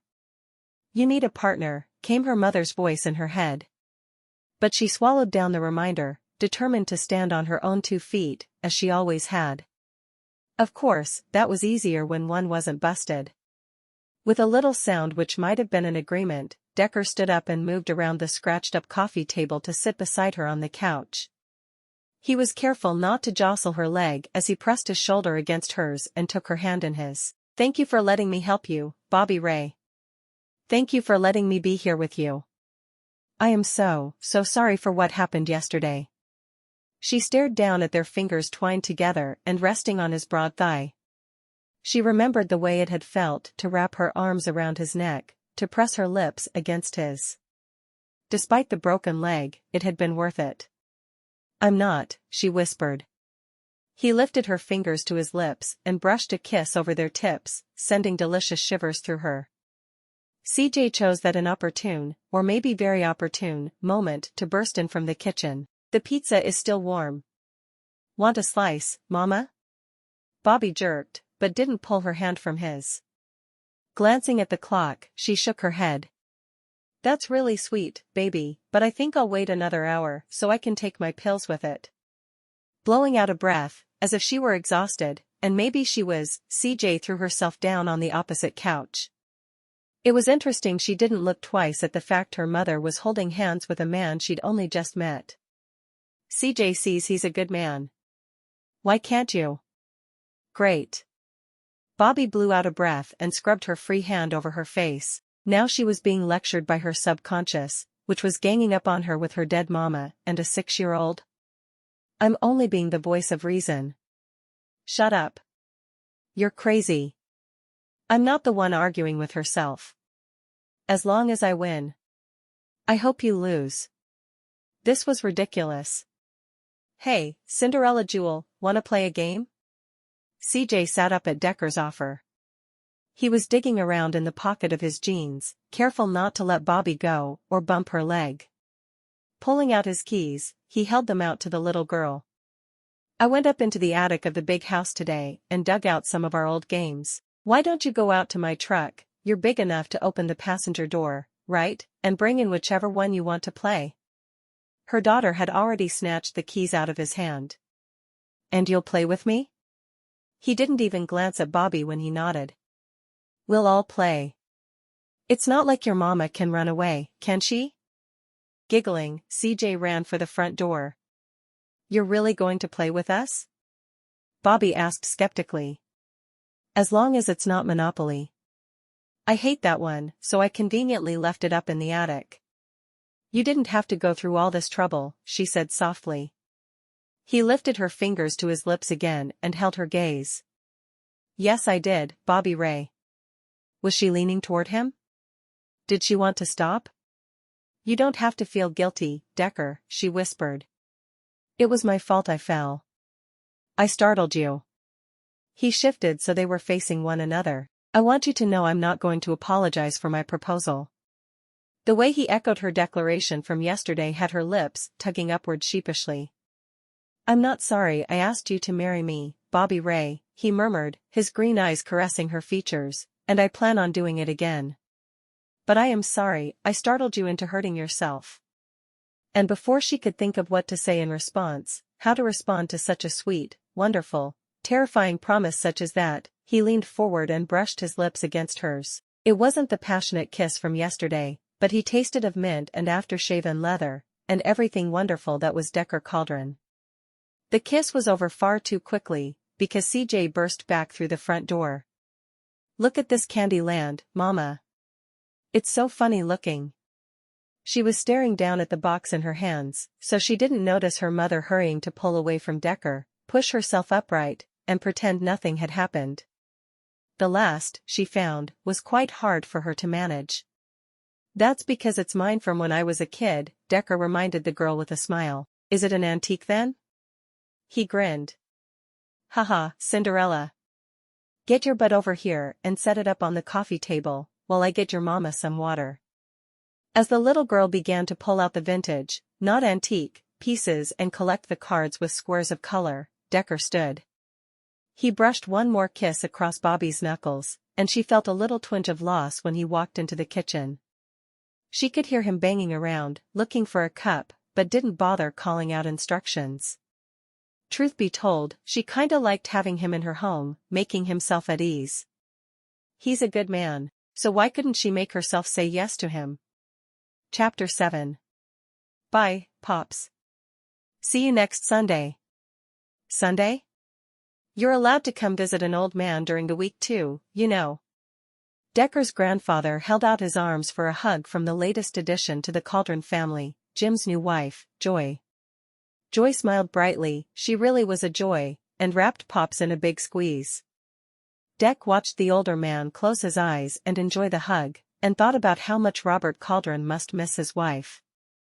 50 years of marriage probably means you'd miss someone something awful. But Pops and Grams had been blessed, they'd married young, raised twin boys who'd both married young themselves, and had 6 grandsons between the both of them, who doted on their grandparents as much as their grandparents adored them.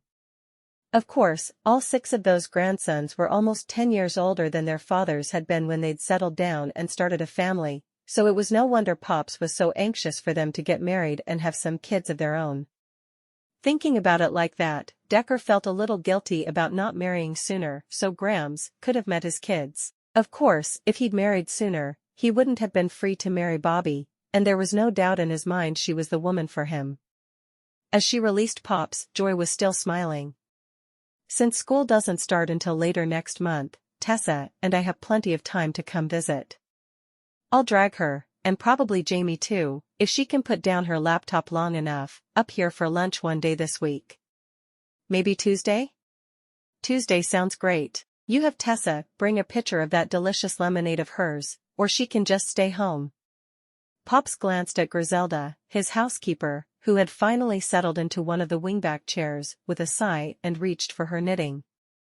That work for you, Grizz? The older woman pursed her lips as she stared up at the ceiling. I think. Yep, that'll work. I'll move my grocery visit to tomorrow, so we'll have plenty of treats. Treats? Wyatt joined the conversation as Jim took Joy's hand, and the newlyweds slipped out the door after Kate and Jamie. Did I hear there will be treats on Tuesday? Laughing, Griselda waved her fingers dismissively. Yes, you're welcome too, boy. Lunch on Tuesday. Deck, Ted, will you be around? Decker glanced at his cousin, who was frowning down at a folder stuffed with papers, his phone in his other hand, which most likely had a calculator app open on it. Not that Ted usually needed a calculator, because his mind was a machine. He put everyone to shame with his math skills. What? Ted asked distractedly, not looking away from his spreadsheets for even a second. Lunch on Tuesday? Wyatt repeated. Treats will be involved. Finally, Ted looked up from whatever had him so entranced. Sorry, I'm looking over last quarter's numbers again. Treats sound good, let me check my calendar. With an exaggerated sigh, Wyatt flopped down onto the couch beside Deck and stretched his legs out in front of him. Your office is in this very house, Ted. You can take a break for Griselda's desserts. I didn't say the treats would be sweet, dear, the older woman reminded him, without looking up from her knitting. Your grandfather adores my pierogi, you know. Hey now. Wyatt sent a wink toward Deck. What you two do on your own time is your own business. Griselda's head snapped up, as Ted began to chuckle. To Decker's surprise, their grandfather actually blushed as he leaned forward to call his pet pig into the room. Herman. Herman, where are you? Doesn't Griselda use pork in her dumplings? Decker managed with a straight face. That seems cruel to Herman. The old woman scoffed as the giant pig waddled into the room. I use potatoes, as well you know, and if you keep teasing your poor grandfather, Deck, I'm uninviting you from my pierogi party on Tuesday. Dumpling, pierogi, whatever you two want to call one another. Pops glared at Wyatt. That's enough, he interrupted. Herman snorted in agreement, before settling his massive weight down beside the old man's chair. Deck cleared his throat, as Ted bent back over his calculations. Actually, I probably can't be here on Tuesday, but thanks for the invite. Why? Got a hot date? Pop sounded a little too hopeful. Actually, time to just spit it out. Yeah, I've been seeing a lady, a few times. And I like her. You must like her an awful lot to miss my pierogi. Griselda raised a brow. Decker swallowed. Actually, I like her enough to ask her to marry me.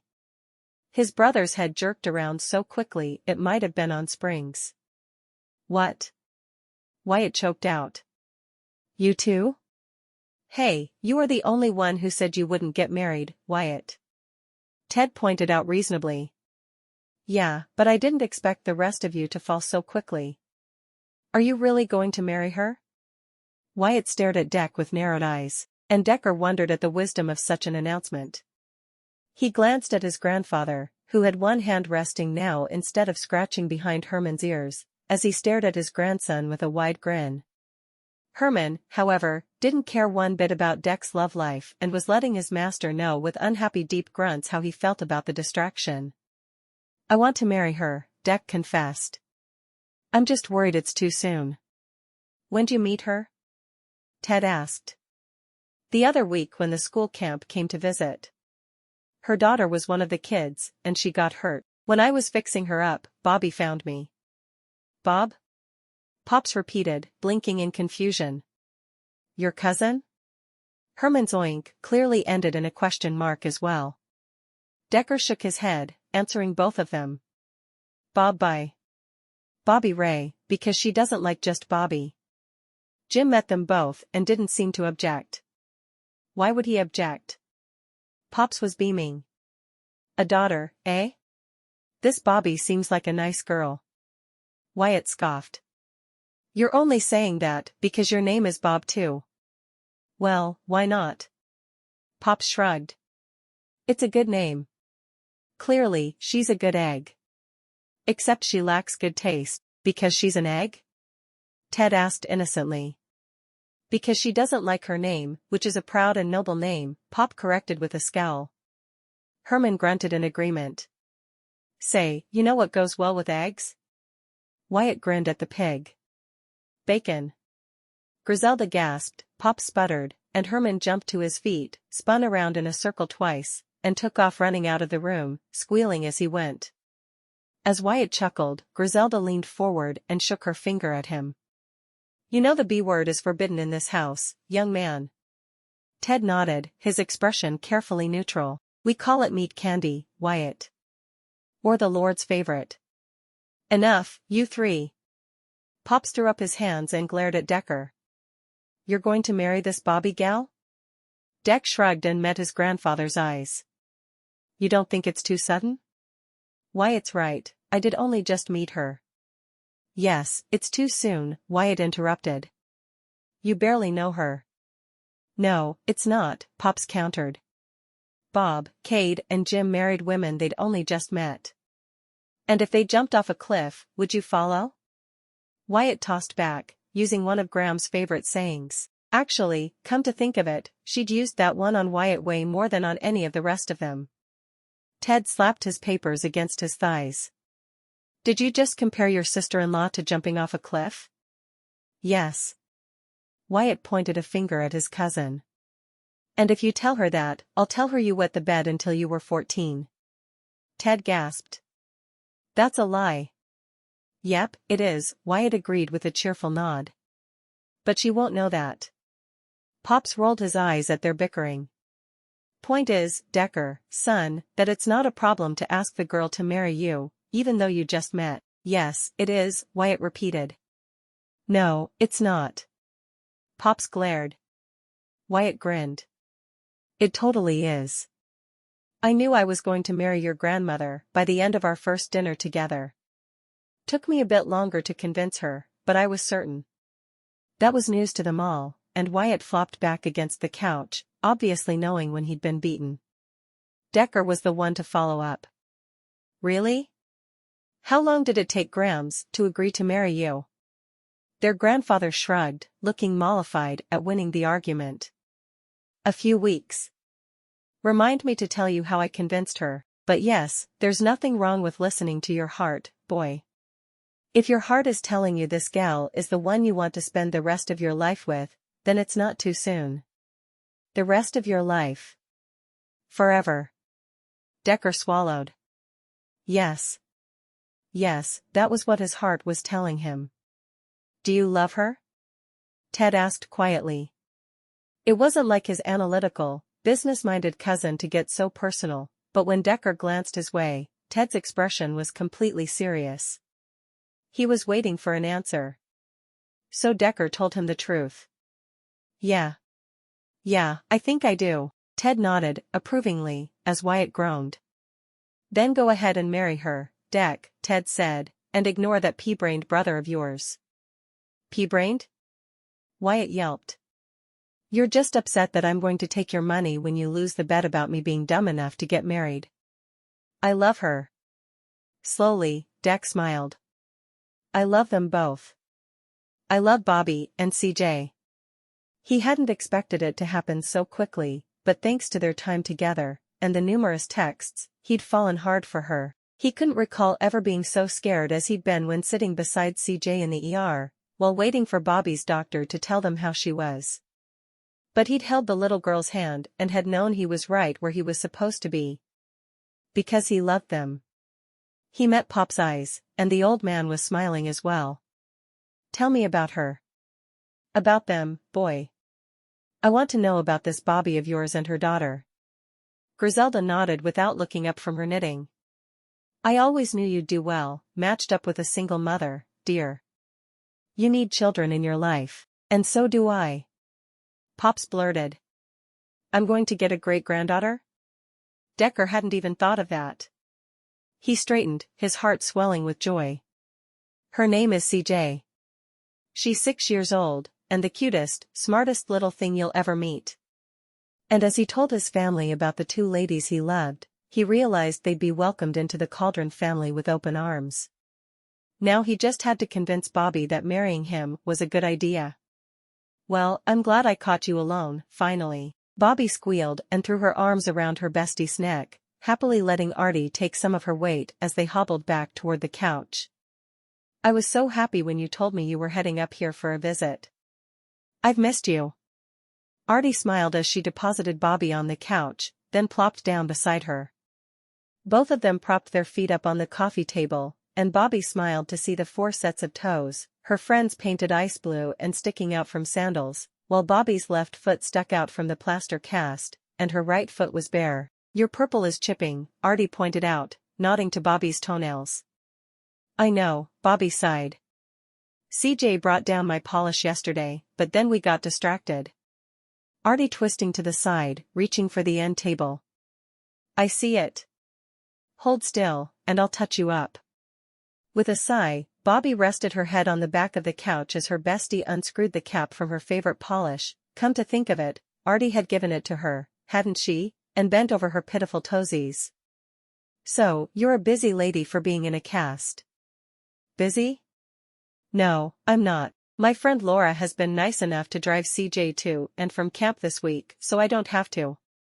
But I had to take leave, since I can't work for the next 2 weeks, which is horrible for my expenses, let me tell you. Wait, Artie hadn't visited to hear her complain. I mean, all I've been doing is sitting on my butt for the last 5 days.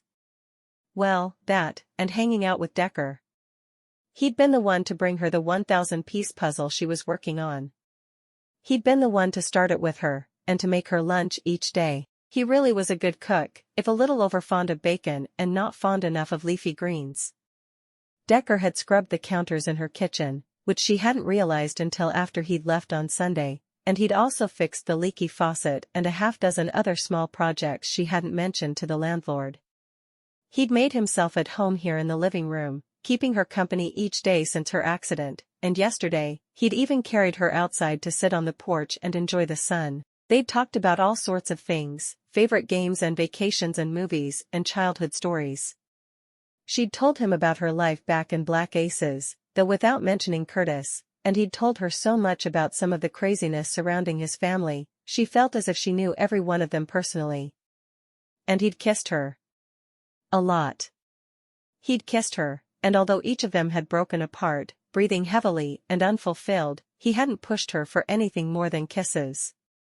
Which was good, because no matter how much she wanted him, she couldn't sleep with him, not after the mess Curtis had made of her life. There. Artie sat back and screwed the polish cap back on. I'm not going to blow on your feet though. I know you haven't bathed since Saturday. Hey, now, I still have plenty of baby wipes left. Her bestie shot her a grin. Well then, I'm glad I'm here to help. I planned on dragging you and CJ out for dinner tonight, since you've got to be sick of these walls. But I'll help you take a shower and wash your hair first. Blowing out a breath, Bobbi nodded. Honestly? That would be amazing. I've been wondering how much longer I can go, and it's not like I can ask Decker for help with that. Decker, eh? Artie pulled her legs up under her on the couch. I was wondering who this mysterious guy was you've been hanging out with and don't have time for your best friend because of. Squinting, Bobbi tried to make sense of that sentence. You mean, you're jealous? Listen, I called on Sunday twice, and it went to voicemail. Then you finally get around to replying and you tell me you've suffered major physical trauma, and you hadn't picked up all day because some hottie was here taking care of you. Bobbi scoffed. Major physical trauma? I just broke my leg. Major physical trauma, Bobbi. Artie cleared her throat and settled back against the couch. So who is he? Tell me everything about him, starting at how you met and, she waved her hand from the top of Bobbi's casted leg, clear down to the purple nail polish, how this happened. The nail polish? You just did that. Don't get lippy with me, lady, Bobbi smiled. She'd known Artie Weston since they were both young girls, growing up in Black Aces.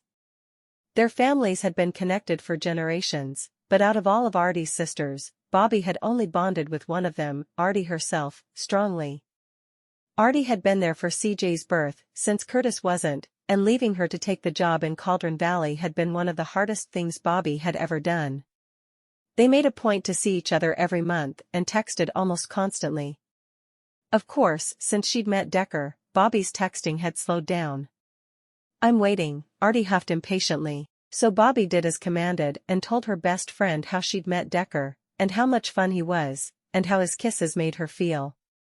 She'd recounted all the way up until last Saturday, the major physical trauma, as Artie had called it, when her bestie stopped her by holding up a hand. This is Decker Cauldron? One of the 2 Cauldron triplets, right? Bobbi narrowed her eyes, wondering if her friend was about to lick her fingers like the rest of the idiots in this town.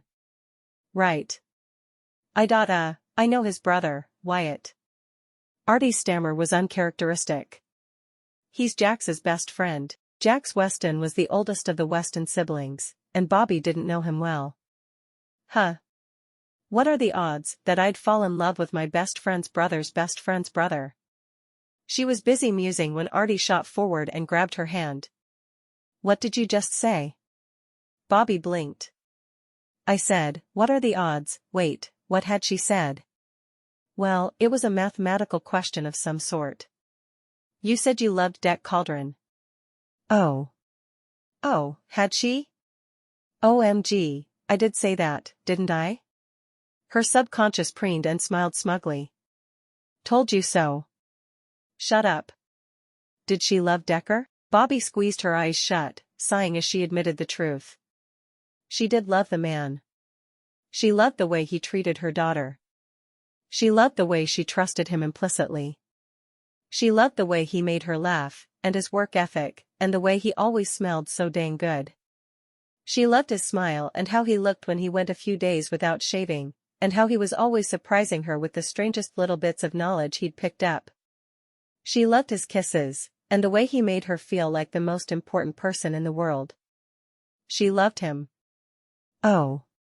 Artie squeezed her hand. You love him, she repeated in a whisper. Opening her eyes, Bobbi nodded, still in shock. I do. I do love him. This is amazing. No. No, this is horrible. She clutched at her bestie's hand. I can't fall in love with the man, I only just met him. I can't put CJ's heart at risk that way. Heck, I can't put my heart at risk that way. As Artie always did, she could tell when Bobbi was getting ready to freak out. Okay, just breathe. She pulled Bobbi closer and threw her arms around her shoulders. Okay, tell me why it would be so bad to fall in love with him. I just told you. I can't take the risk. Artie's voice was calming, the way it always was in a crisis. At least when it came to Bobbi, you can't risk your heart. Yeah, you said that. But here's a question for you, what would be the worst-case scenario? What would validate your fears? Well, Bobbi swallowed, hating to even think it. If CJ and I both fall in love with him, and he becomes an even bigger part of our lives, but then decides he'd rather date someone else and leaves us both. Like Curtis. Right, Artie murmured. And do you think Decker is going to do that? Bobbi squeezed her eyes shut and dropped her head to her friend's shoulder. He asked me to marry him, she admitted in a whisper. Artie froze. Her what came out sounded strangled. So Bobbi blew out a breath and told the story of last Saturday, when Decker had made her and CJ feel so wonderful, and about how he'd tried to teach them to fish. She told her how she'd kissed him and hadn't regretted it one bit. She told her best friend about the surprise proposal, and how, in her confusion, surprise, and shock, Bobbi had stepped off the rock and broken her leg. About how Decker had taken such amazing care of her since then. And about how he hadn't asked her to marry him again since then. When she was finished, Artie placed a little kiss at her temple. Oh, hon, this is crazy. Do you think? Bobbi couldn't make herself ask the question. Instead, she asked, what do you think? Well, Artie blew out a breath. First of all, I think he sounds like an amazing guy. And you love him. And if he asked you to marry him? Once. Yeah, okay, if he asked you to marry him once, he must like you a lot too. But he hasn't mentioned it again. Artie chuckled softly. That's because you broke your leg trying to get away from him the last time he mentioned it. Bobbi's giggle caught her by surprise. True. Feeling better now, she sat up. So what do I do? Her friend ran her hand through her hair, which was just as short as Bobbi's, but was a golden blonde color in contrast to Bobbi's darker hue. I can't tell you what to do, Babs, she said, using their old childhood nickname. But let me ask you this, your worst-case scenario involved him waiting until you fell in love with him, and then him leaving, right? Mutely, Bobbi nodded. Well then, Artie shrugged, seems to me that marriage, which is promising to be together forever, is the opposite of that. Decker asked you to marry him, which is pretty much guaranteeing he's not going to do what Curtis did, and what you've been afraid of for so long. Bobbi's eyes widened as she realized her friend was right. Marriage was a promise not to do exactly what she was terrified of. If Decker wanted to marry her, no matter that they'd practically only just met, that meant he wasn't going to run out on her and CJ and break their hearts. Wide-eyed, she turned to her friend. "What do I do?" she repeated in a whisper. "Did I screw things up already?" Wincing, Artie pulled her into another hug. "Oh, honey, I don't think you did. Decker is still here, still spending time with you. My guess is, he just doesn't understand your reservations. If you could explain them to him, make him understand." When she trailed off, Bobbi took a guess. "You think he'd ask me again?" Artie straightened, holding Bobbi by the shoulders. "I don't know, Babs, but if he does," she gave Bobbi a little shake, "you darn well better say yes, okay? Say yes to Decker." Slowly, Bobbi took a breath and nodded. "Say yes to Decker. If he wants to marry me, that means he won't leave us and break our hearts, right?" she whispered again. "Right." Artie leaned in and kissed her forehead, a show of sweet benediction. "I love you, honey, and I'll bet a big chunk of money that he loves you too." That was, actually very reassuring. Artie Weston didn't take bets she wasn't certain she could win. "Okay. I'll say yes. Say yes to marrying him. Say yes to a lifetime with a man she knew she was already in love with. Say yes to making him a part of her family and a father to CJ. Say yes to Decker. But only if he asks again." Chapter 8. "Catherine Jean, would you like to help me make cookies for dessert?" CJ's eyes lit up at Griselda's offer, and she turned to her mother, who was sitting beside her on the couch in the main house's living room. The little girl's legs swung back and forth in excitement, as she blurted, "Can I, Mama?" "May I?" Bobbi corrected, bopping her daughter on the nose with one finger. "No, not you, Mama. Ms. Griselda invited me." Decker wasn't the only adult in the room who hid his smile at CJ's exasperation, but Bobbi just nodded regally. "You may.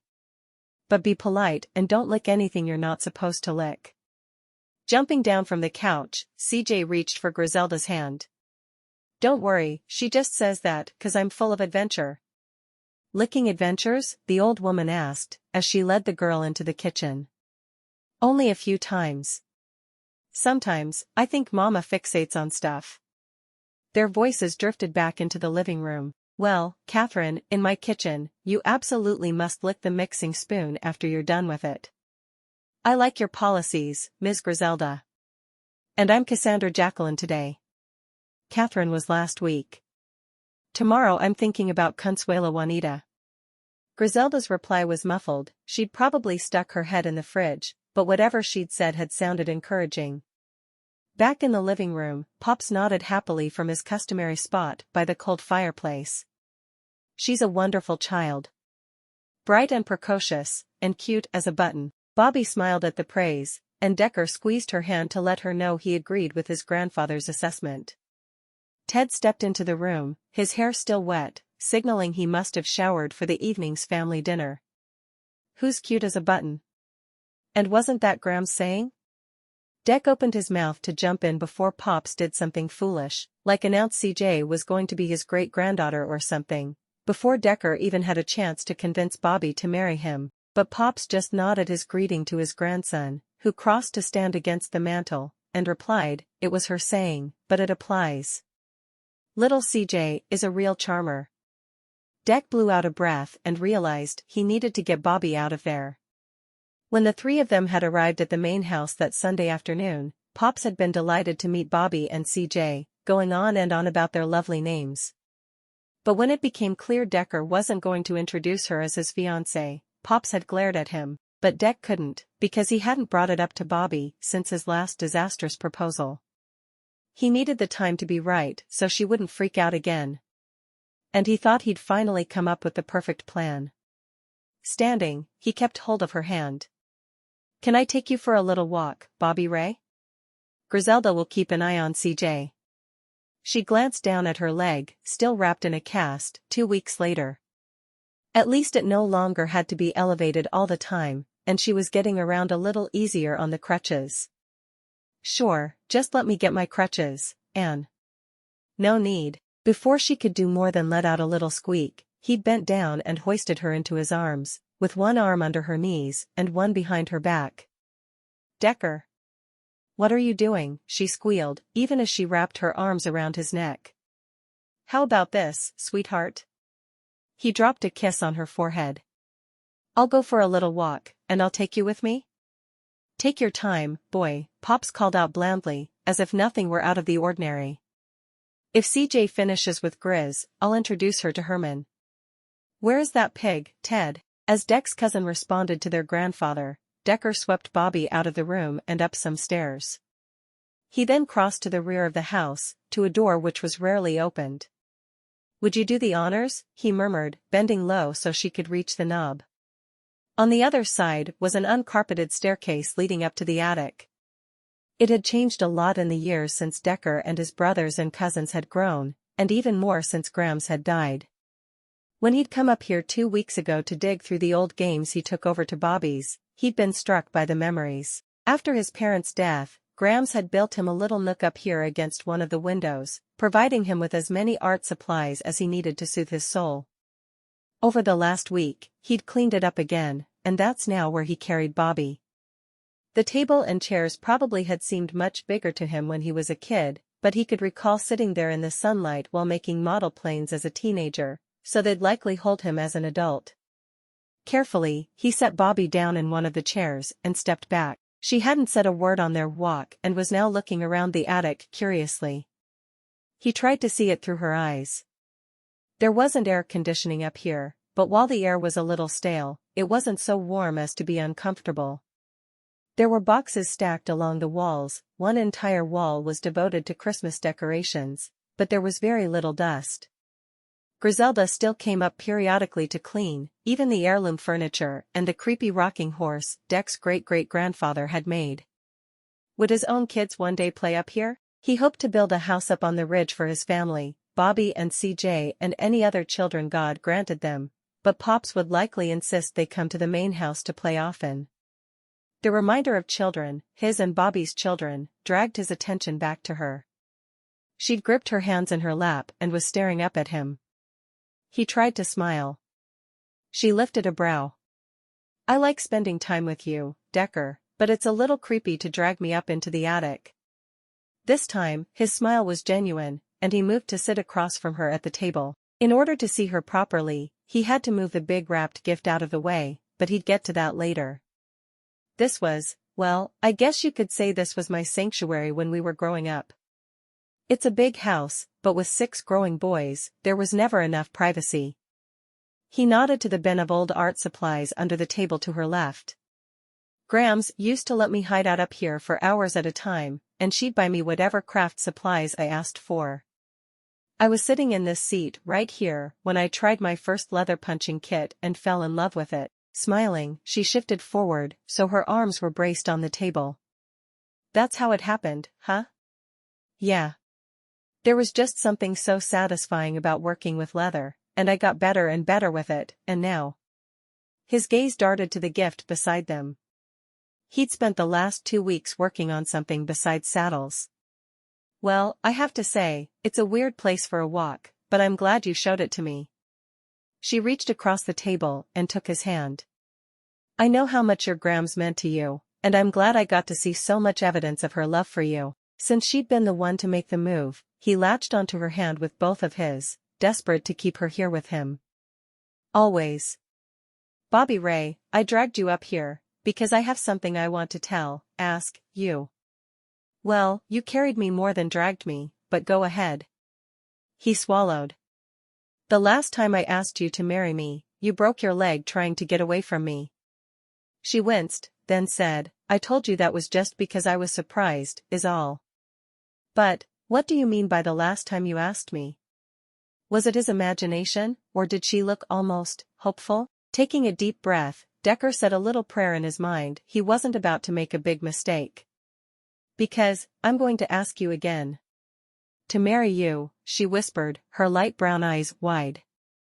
Mutely, he nodded. Now?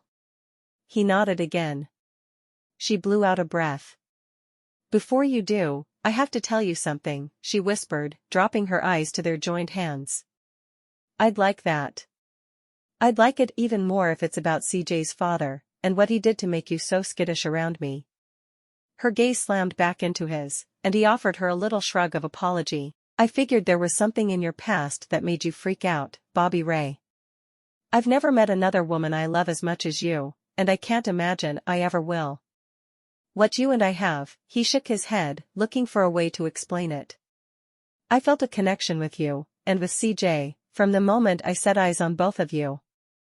I knew I couldn't let either of you get away, and once I got to know you, I was damned glad I did. She blinked at him. You love us? I thought it was obvious, sweetheart. Swallowing, she dropped her gaze back down to their hands. I thought Curtis loved us too, she whispered, unable to meet his gaze, while she confessed her shame. He told me he did, swore it to the moon and back. So I thought we were going to be together always. And I thought he was happy when I got pregnant. At least, he said he was. His heart clenched at the pain in her words, so he squeezed her hands. As much as he wanted to ask questions, like where the hell this jerk was now, so Deck could punch his lights out, he silently urged her to continue. But I guess he didn't want to have to deal with a pregnant girlfriend, or a baby. He called me fat pretty often, which my mother thought was intolerable, but just made me cry. She shrugged slightly. I was pretty hormonal those days anyhow. He couldn't keep the, I'm sorry, sweetheart, from slipping out. But she didn't acknowledge his words. I was 9 months along when he met another woman and skipped town. Of course, I didn't realize he was gone for good when I went into labor. My best friend, Artie, was there with Mama in the delivery room. I gave CJ the name Curtis wanted, thinking it would bring him back. She shook her head, a fat tear sliding down the tip of her nose to land on their joined hands. I was so stupid. His heart broke at her whisper, and he tugged her hands. Sweetheart, look at me. When she finally dragged her gaze up to his, he had to swallow down his own tears at the pain he saw. A child is a precious gift from God, and any man who wouldn't even come back to meet his own kid, whether it had the name he picked out or not, isn't the kind of man who's worth a second thought. And if I knew where he was, there's 6 Cauldron men who'd show him how to be a real man. She swallowed and nodded. That's what Mama said too, but it was still so hard. It was hard being a single mom, and even harder coming to realize how foolish I'd been to believe his lies. And as CJ got older, she shook her head with a little dismissive tsk. It was unbelievably hard explaining to a little girl why her father didn't love her, or me, enough to be a part of her life. And suddenly, her hesitation made sense. That's why you told me you couldn't allow yourself to get too close to me, isn't it? His whisper was rough as he squeezed her hands again. And why you couldn't let CJ's heart be broken? Because you're afraid of it happening again. You're afraid of the two of you falling in love with a man, only for him to abandon you both. She nodded mutely, her eyes big pools of pain. But don't you see, sweetheart? I'm not just saying I love you. I'm not just saying the words, I'm backing them up with actions. He stood up, tugging her to her feet, where she balanced awkwardly as he stepped around the table to stand closer to her. I love you, Bobbi Rae, and I want to marry you. I want to link your life with mine. I want to help you parent CJ and teach her to grow into a fine young woman. I want to be there for you, and know you're there for me. Forever. Their hands were clasped between them, and she was staring up at him, wide-eyed. Are you sure, Decker? She whispered hoarsely. Let me ask you something, Bobbi Rae. Do you love me? Could you be happy with someone like me as a partner in life? Do you love me? It seemed like forever, but probably wasn't any longer than a few dozen heartbeats before her shoulders slumped, in relief, and she nodded. I do. And for him, that was good enough. His lips slammed down on hers, this kiss quick and hard, and not nearly as thorough as he wanted, but necessary. Because, after a declaration like that, no matter how succinct, he had to taste her. But before she could really melt into the kiss, he promised himself he'd kiss her much more thoroughly soon. He broke away and gently nudged her back into her chair. She was breathing heavily and appearing a little confused when she looked up at him. Dropping to one knee in front of her, he reached for the gift wrapped in purple paper on the table. The box was big, and the top was wrapped separately for easy access. He'd been planning this for a while. "I know this kind of thing usually comes with a ring, Bobbi Rae." She gasped, and her hands flew to her mouth when he lifted the present to place in front of her. "But I thought long and hard over what I could give you when I popped the question." Again. He winced slightly, but pushed on. "Remember how I said those sandals you were wearing didn't provide any support?" With a nervous little giggle, she reached out and tugged on the big lavender bow, and pulled the top of the box off the gift. "Bobbi Rae Diamon, will you make me the happiest man alive, and agree to be my wife?" Her fingers shook as she reached into the box and pulled out a pair of purple cowboy boots. He'd dyed the leather himself and embellished them with glittering accents. And he knew they'd fit perfectly, because he'd used one of her sandals, the one which had been left in his beat-up truck after her accident, as a guide. "Oh, Decker," she whispered breathlessly, as she lifted out the second pair of boots. These were identical to hers, but smaller. He'd sized them to fit CJ, based on a pair of her sneakers he'd secretly measured when he'd been at their house. When Bobby met his eyes, his chin dropped in a little nod. "You and CJ, you're a matched set, a package deal. I'm not just asking you to be my wife, but I'm asking you to let me be her father. I love you, Bobbi Rae, but I love her too. Cora Jo, or Charity Juliana, or Corey Joelle, or Katrina Joanne, or whoever she wants to be tomorrow." With a little sob, Bobbi sat the miniature boots to the side, then launched herself forward, wrapping her arms around his neck and squeezing him as she cried. And even though it was awkward to kneel there on the hardwood floor of the attic, supporting both of them, Decker wrapped his arms around her back and held her as her tears wet the side of his neck. This was what love was all about. This was the sickness and health Pastor Dinkelheimler was always going on about, and the richness and poorness. This was what it meant to love someone so much, your heart broke for them, or your soul soared when they were joyful. Her tears didn't last long, and she pulled back, still sniffling, with a big smile on her face. "I love you, Decker Cauldron," she sniffled. "I would be beyond honored to become your wife." "And CJ?"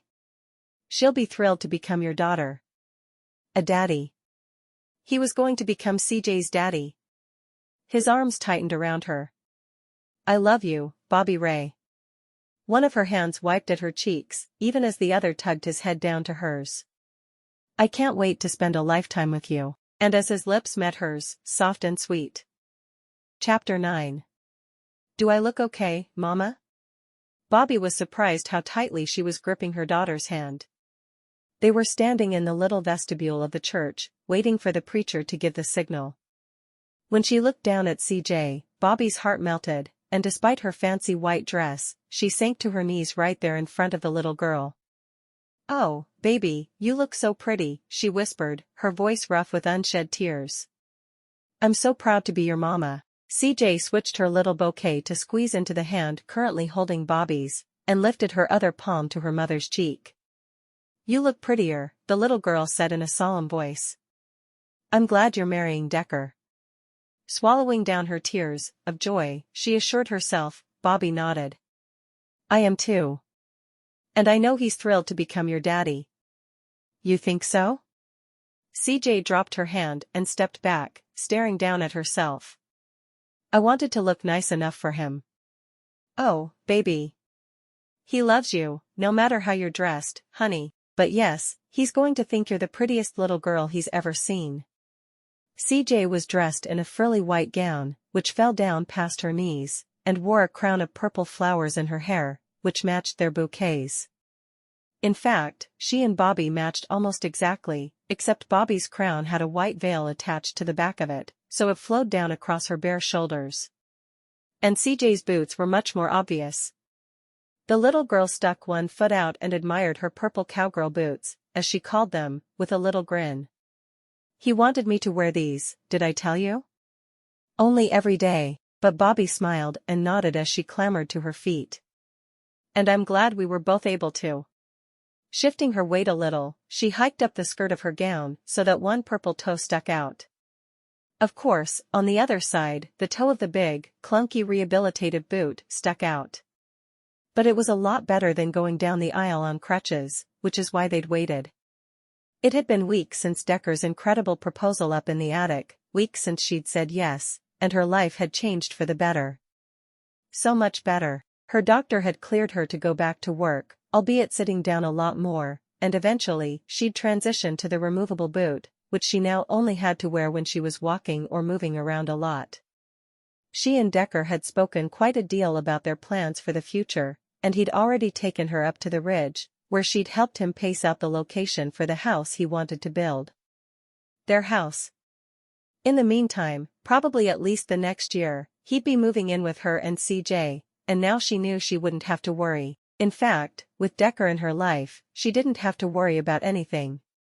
Not just money, either. He helped with grocery shopping and driving CJ back and forth and vacuuming and the million and one things she, as a single mom, had just gotten used to doing on her own. CJ loved him, and she absolutely, 100% trusted him. That was huge. Dropping her skirts, she smoothed them down, then reached for her daughter's hand again. CJ sent her a quick smile, then straightened her shoulders and tried her best to put on a serious face as she looked ahead to the front of the church, where Pastor Dinkelheimler was droning on about something. Decker had kept them both in stitches, telling them about the pastor's finger-licking obsession, so CJ was likely trying to appear suitably reverent. Well, that wouldn't do. Hoping to make her daughter smile, Bobbi whispered, "Who are you today?" from the corner of her mouth. The little girl's head swiveled back in her direction, and the most beautiful smile came to her little face. "Actually," she whispered back, "today I thought I'd just be CJ." "Oh." Bobbi squeezed her daughter's hand, then pulled her bouquet in front of her in the bride LY position. "I think being just CJ is perfect, baby." Ahead of them, Pastor Dinkelheimler cleared his throat, and most of the congregation turned their way. There was Pops and Griselda, sitting in the front row, and Decker's cousins and brothers, some with, and some still without, wives. Ted and Wyatt stood up with him at the altar, but Wyatt's attention was on the second row, where Laura and her son sat with Artie and Jax Weston, Bobby's only family. Of course, Jax was Wyatt's best friend, so he was likely trying to catch his attention. And then the music started, and Bobbi didn't have eyes for anyone other than her fiancé. The man who'd made the boots she and her daughter now wore. The man who loved her enough to commit, after just one date. The man she loved enough to trust with her life. When she met his eyes, she saw all that commitment shining back at her. She swallowed. "Come on, CJ. Let's go get married." With Bobbi in his arms, Decker stepped over the threshold of their little house, and kicked the door shut behind them. He was smiling as he carried her into the living room, his cowboy boots echoing on the wooden floor the same as hers had when she and CJ had dressed that morning. With a little sigh, he eased her down to her feet, then quickly pulled her into a kiss. It was longer than the kiss they'd shared at the altar only a few hours ago, and much longer than the kisses they'd shared at the reception Griselda had managed to throw together. It was long and deep, and when he pulled away, he left her wanting more. Much more. "Well, it is your wedding night." Bobbi suspected she should be nervous about such a momentous occasion, but she wasn't.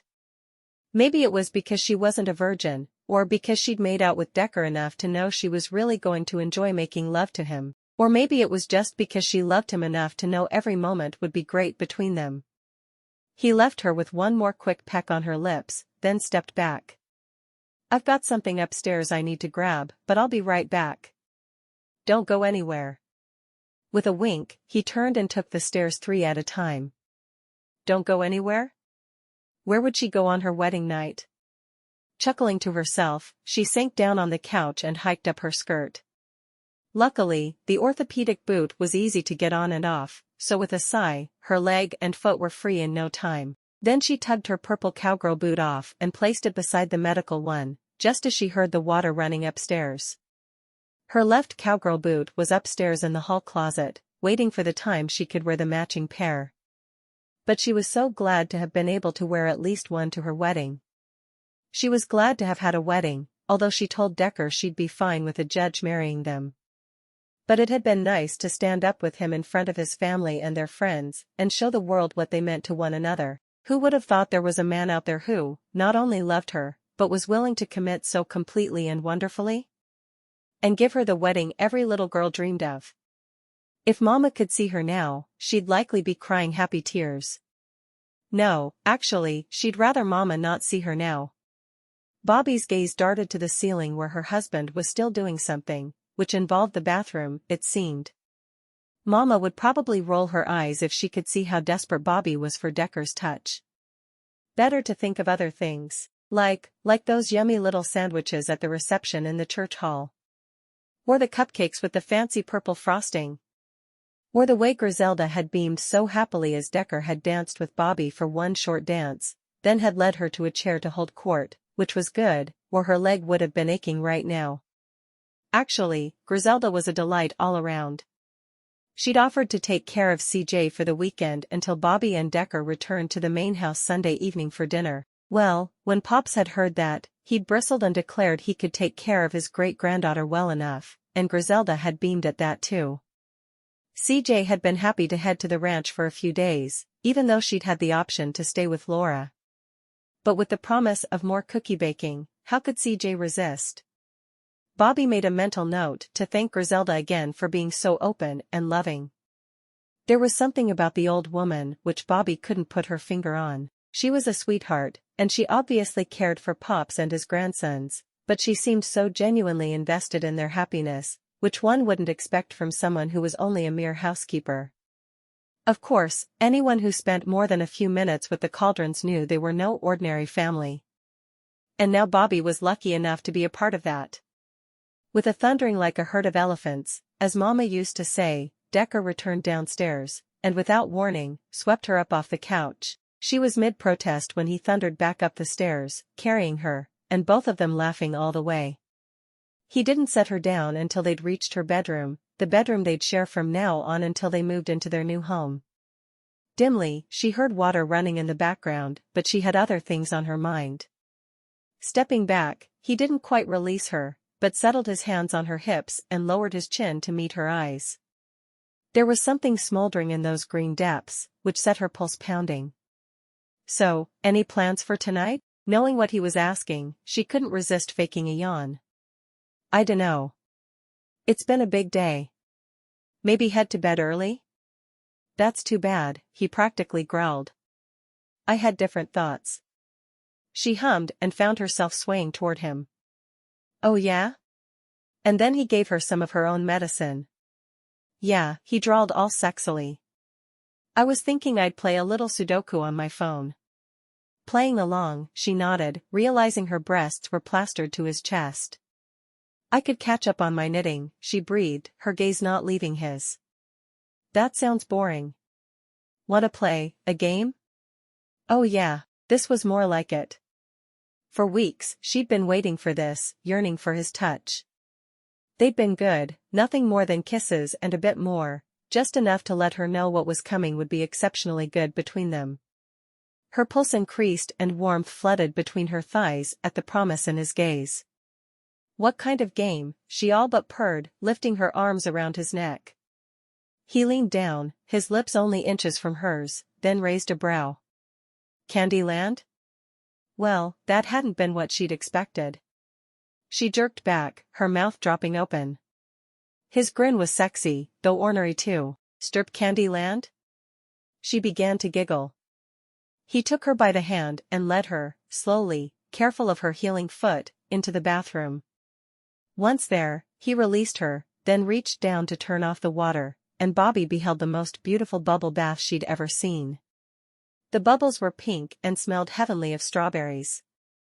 A bottle of oil sat beside the faucet, and there were even scarlet rose petals floating on the iridescent orbs of air. Overkill, certainly, but oh so perfect. She'd only mentioned her love of baths a few times, mainly bemoaning how much she missed them since her stupid cast had been on. But the fact he'd set this all up proved how much he cared. And was that a box of chocolates? Their scent mixed with the strawberry fragrance from the bubbles, and now that the water was off, she could hear the soft music playing. Smiling up at him, she squeezed his hand. "This is lovely, thank you. It's fit for a queen." "You're my queen, sweetheart," he quipped, brushing a kiss against her temple. Then he reached for the crown of purple flowers Artie had pinned to her head hours ago, and lifted it and the veil from her head. "I'll put this in the tissue paper like Griselda told us to. Want help with your gown?" She was eyeing the bubble bath with longing, but the gown was difficult to get in and out of, so she turned, offering him her back. "Please." He made short work of the zipper and hooks, then held her arm while she stepped out of it.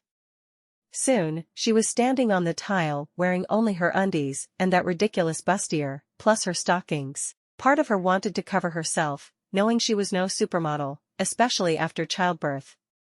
But the rest of her watched the way he looked at her, the appreciative, hungry look in his eyes, and she had to preen. His expression said she really was his queen.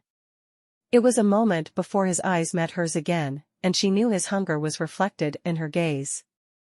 Still, he did nothing more than wink and hold up the gown. "I'll hang this up in the hall closet. Just enjoy your bath." And then he was gone. Wait, what? He expected her to sit here, alone, and enjoy her bath, alone, after the promising look he'd just given her? Well, you can't waste a perfect bubble bath, honey. Okay, sometimes she could agree with her subconscious on some things. Stripping out of her underthings, she sank into the tub with a soft sigh. The temperature was perfect, and the bubbles caressed her, the scent transporting her to, well, someplace very relaxing. And Strawberry Y. Next stop, Relaxationville. Population, me. But that wasn't completely true, was it? She couldn't quite concentrate on relaxing, not when she knew what was waiting for her. She tried a chocolate. Very nice. The second one tasted even better, but didn't sit well in her stomach. Not when she couldn't stop thinking of the yearning in those perfect green eyes. The water was still quite warm when she gave up and pulled herself out of the tub, wrapping her body in her fluffy, purple robe.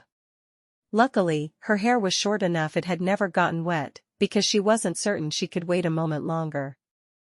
Hard in her throat, she yanked open the door to the bedroom, and stopped short. Decker Cauldron, her husband, was lying in bed, the blankets pulled back, and the pillows fluffed up.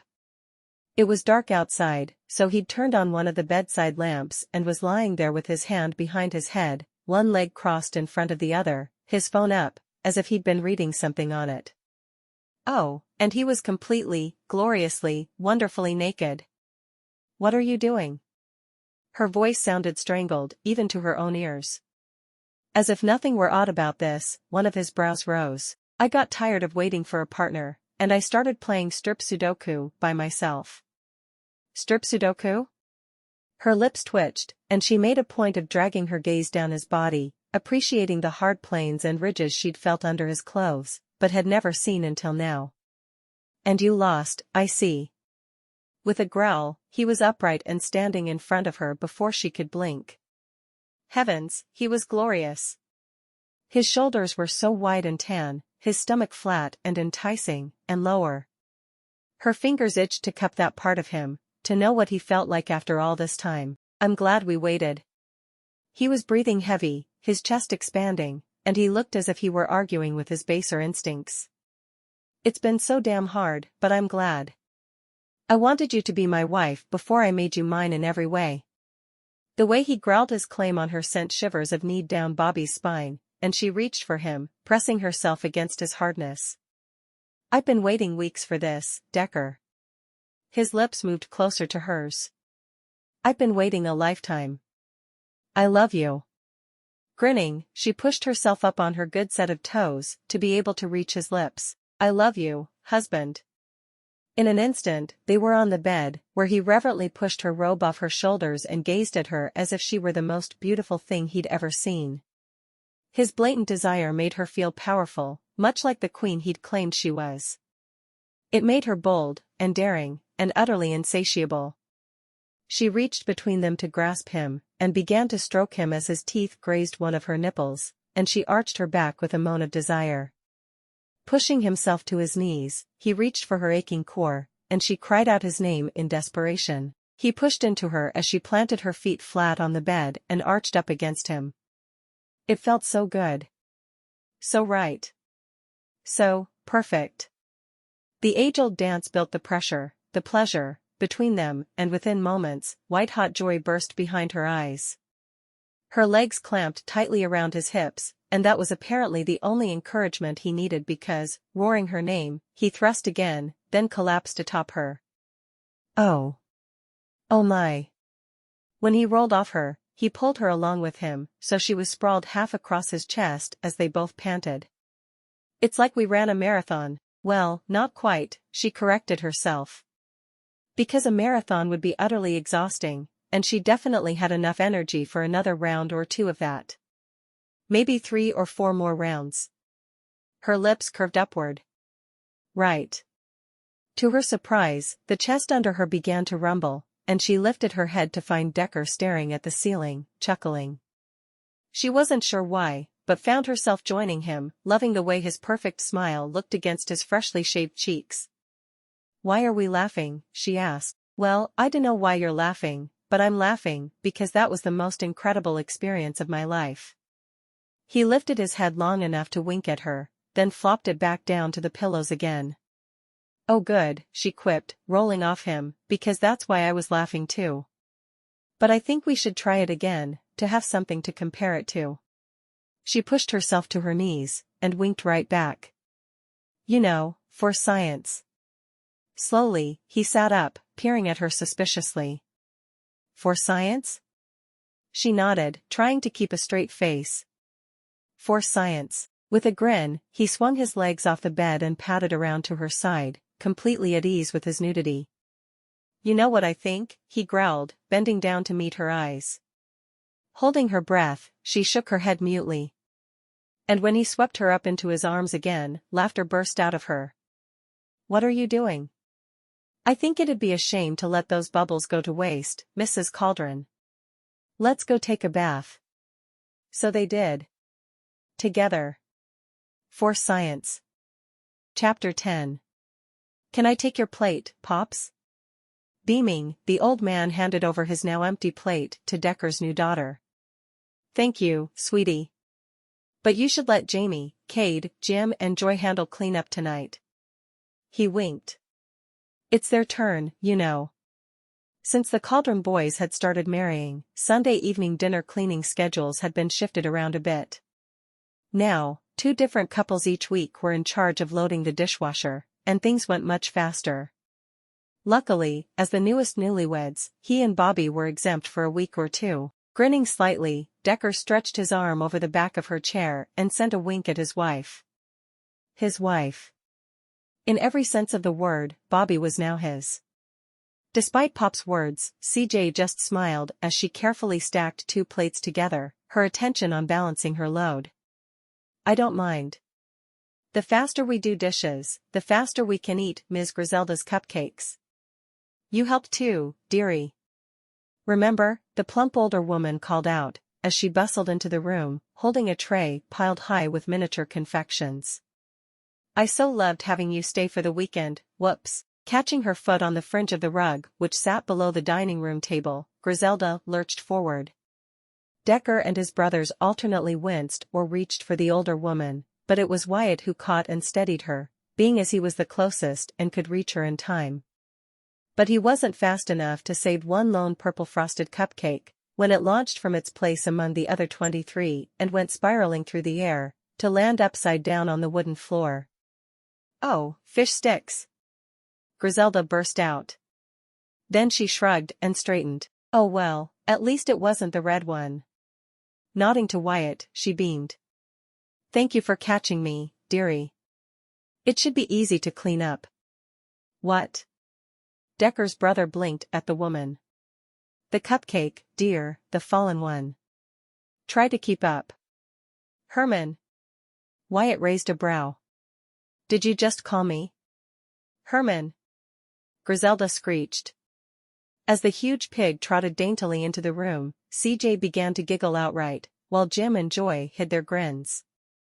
Ted and Bob weren't as polite and laughed loudly, but Bobbi and Tessa just shook their heads in exasperation. "Come on, Herman," CJ cajoled in her sweet little voice, leading the pig to the mess.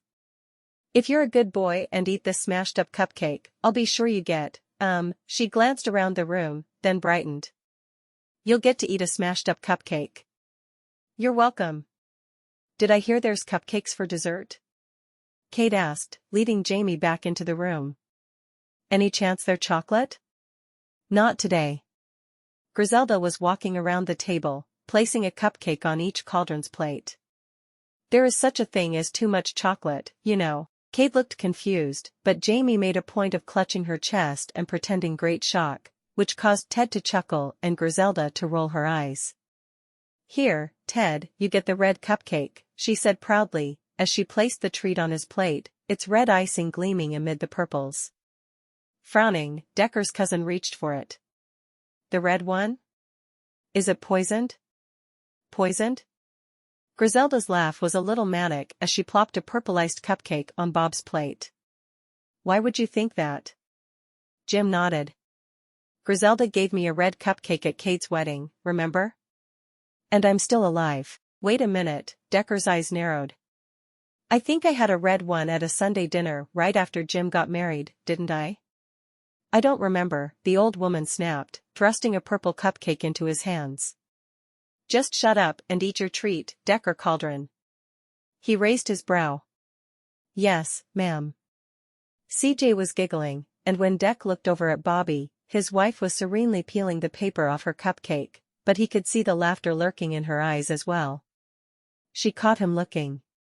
"Shut up and eat your treat, Decker Cauldron," she said impishly from the corner of her mouth. Well, when she got like that, Decker forgot all about food, dessert or otherwise. This woman of his could even make him forget bacon. With a little growl, he leaned sidewise, pulling her closer with his arm still around the back of her chair. "Listen here, Bobbi Rae," he whispered against the tempting bare skin of her neck, "you don't want me to." Decker, his grandfather, snapped from his spot at the head of the table. "You leave my favorite granddaughter-in-law alone to eat her dessert, you hear me?" Grinning, Decker straightened. "Yes, sir. Dessert is important." "Wait a minute." Across the table, Joy put her cupcake down, did she lick all the icing off, and dropped her hand to her hip. With a mock glare, the effect of which was ruined slightly by the purple tinge of her lips, she waggled one finger at Pops. "I thought I was your favorite granddaughter-in-law." Pops, clearly loving being at the head of a table filled with his progeny, winked. "You were my favorite granddaughter-in-law, Joy, but you've been dethroned by Bobbi. See, she brought me a great-granddaughter." Squealing, CJ threw her arms around Pop's neck, and he hugged her right back. Over her head, he frowned sternly, the twinkle still in his eyes. "When you get around to giving me some more great-grandchildren, Joy Cauldron, I'll call you my favorite again." Tessa and Bob chuckled, but Kate and Jamie exchanged a secretive glance. From the corner of his eye, Decker saw Bobbi's hand drop to her stomach. Was she thinking about how the two of them had spent their last few days? Was she considering, as he'd been, how long it would take before CJ might welcome a new baby brother or sister? He hadn't thought his heart could get any bigger, but the thought of Bobbi's body carrying their child had him catching his breath. Reaching for her hand, he caught her attention. When he pulled her fingers to his lips for a kiss, he knew she could read the message in his eyes. "Are you hungry?" he whispered. He saw an answering twinkle in her light brown gaze. "Not for dessert," she breathed. That was all he needed to hear. Without bothering to excuse himself, he pulled his wife to her feet and led her out the door, heading for the porch swing. From behind them, he heard Ted start to chuckle, and Griselda huff, "Newlyweds." "Oh, ignore them," Pop's voice floated after them, "and call Herman over here, Cheryl Jean." "I'm Constance Juliet today, Pops," came the correction, and then the front door slammed on the conversations. Smiling, Decker swung Bobbi around and into his arms. The way her arms went around his neck told him she was just as ready as he was for their kiss. Afterwards, they sat together on the porch swing, watching the sunset. For his part, Decker was wishing they were already at home, and wondering how quiet they'd have to be for CJ not to hear all the things he intended to do to his wife later. "You keep thinking about that, cowboy, and your pants will get so tight, you'll cut off all your circulation." "Right." He cleared his throat, looking for a new subject. "Thanks for wearing the boots tonight." She was snuggled up against him, her fingers spread across his chest, as she stared at the brilliant colors of the westward sky. "Thanks for making them," she murmured, then shifted to sit upright. "I look forward to the day the doctor says I don't have to wear this therapeutic one, and I can wear matching purple cowboy boots." He hummed. "I look forward to the day I can sit here with my kids after Sunday supper and tell them about how I met their mother, and the silly proposal gift I gave her." Her hand dropped to her stomach again. "Kids, huh?" Tugging her toward him, he placed a quick, thorough kiss on her lips. "Kids." Plural. Under his lips, hers tugged upward into a smile. "Mama? Decker?" The two adults slid apart, but just far enough for CJ to sit between them. Decker had to admit that, as much as he was looking forward to the possibility of a baby in the future, life with a 6-year-old was pretty darn cool. He liked being able to hold her and her mama both, one arm around Bobbi's shoulders as she wrapped CJ in her arms. "I told Pops I was Constance Juliet," the little girl said, in a strange voice. He exchanged a glance with Bobbi, who nodded. "We know, baby. We heard you." "But that's not my name," CJ said quietly. Decker shifted so he could take her tiny hand in his. "Hey, sweetheart, look at me." When she did, worry in her eyes, he nodded encouragingly. "You're Mama and I love you, no matter what name you choose. I don't care what the C and J stand for, sweetheart, you'll be my daughter no matter what." She swallowed. Could the C stand for cauldron? Bobbi made a little noise, but Decker was busy being flabbergasted, and couldn't tear his eyes away from the little girl. You want my last name?" Shrugging, she dropped her gaze to their joined hands. "I thought it might be cool to, like, if everyone knew you were if everyone knew we're a family." What had she been about to say? "How?" He swallowed and tried again. "How about you and your mama both take Cauldron as a last name? CJ Cauldron? That way it would be obvious we're a family." The little girl's eyes lit up, and she turned to her mother in excitement. "Can I do that?" There were tear tracks down Bobbi's cheeks, but she was smiling. "I think that's a fine idea. Decker, Bobbi Rae, and CJ Cauldron." "CJ Cauldron," the little girl repeated in an awestruck whisper, then her head whipped back around to Decker. "I'll be CJ Cauldron." "Okay, sweetheart." He gave her hand a gentle little squeeze.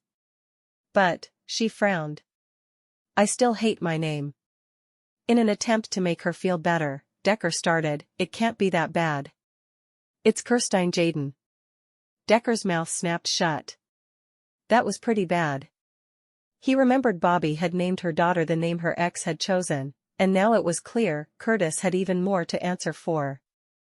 "I guess," shaking his head, Decker let out a reluctant little chuckle. "I can see why you choose different names." Bobbi pulled her daughter's hands and attention away from Decker.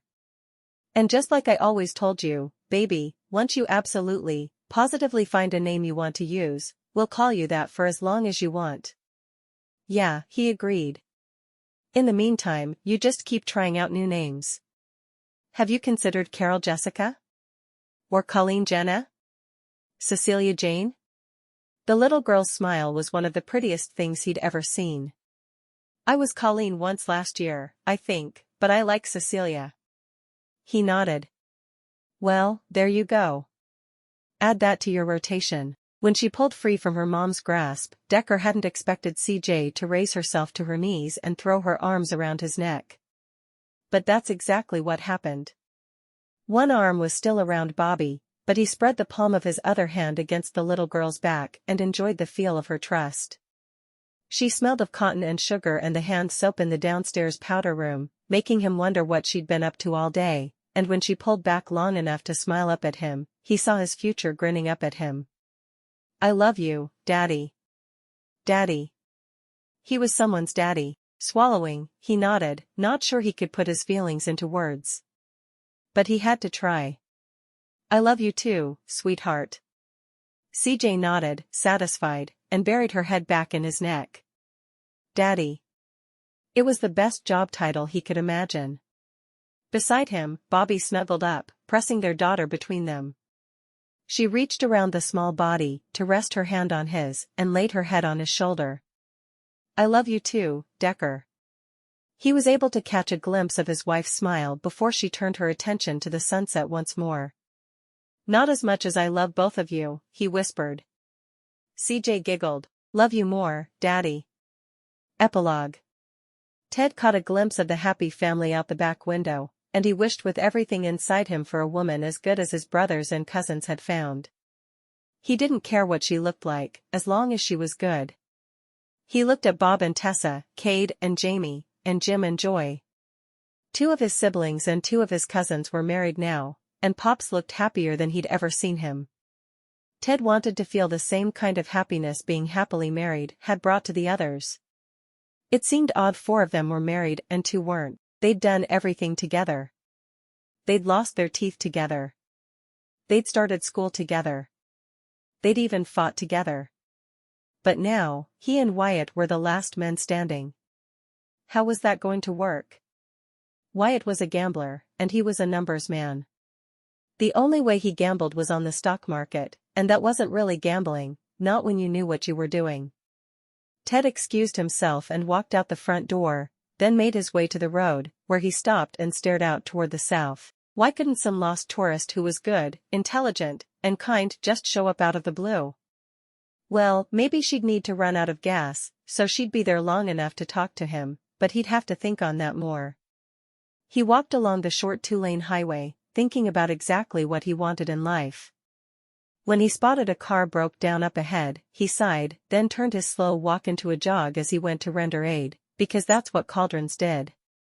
They rendered aid whenever possible. Just before reaching the car, he thought about who he wanted to be inside. Maybe this was the catalyst for a life-changing event. He'd open that door, and nothing would ever be the same again. Laughing at himself, he stopped at the car.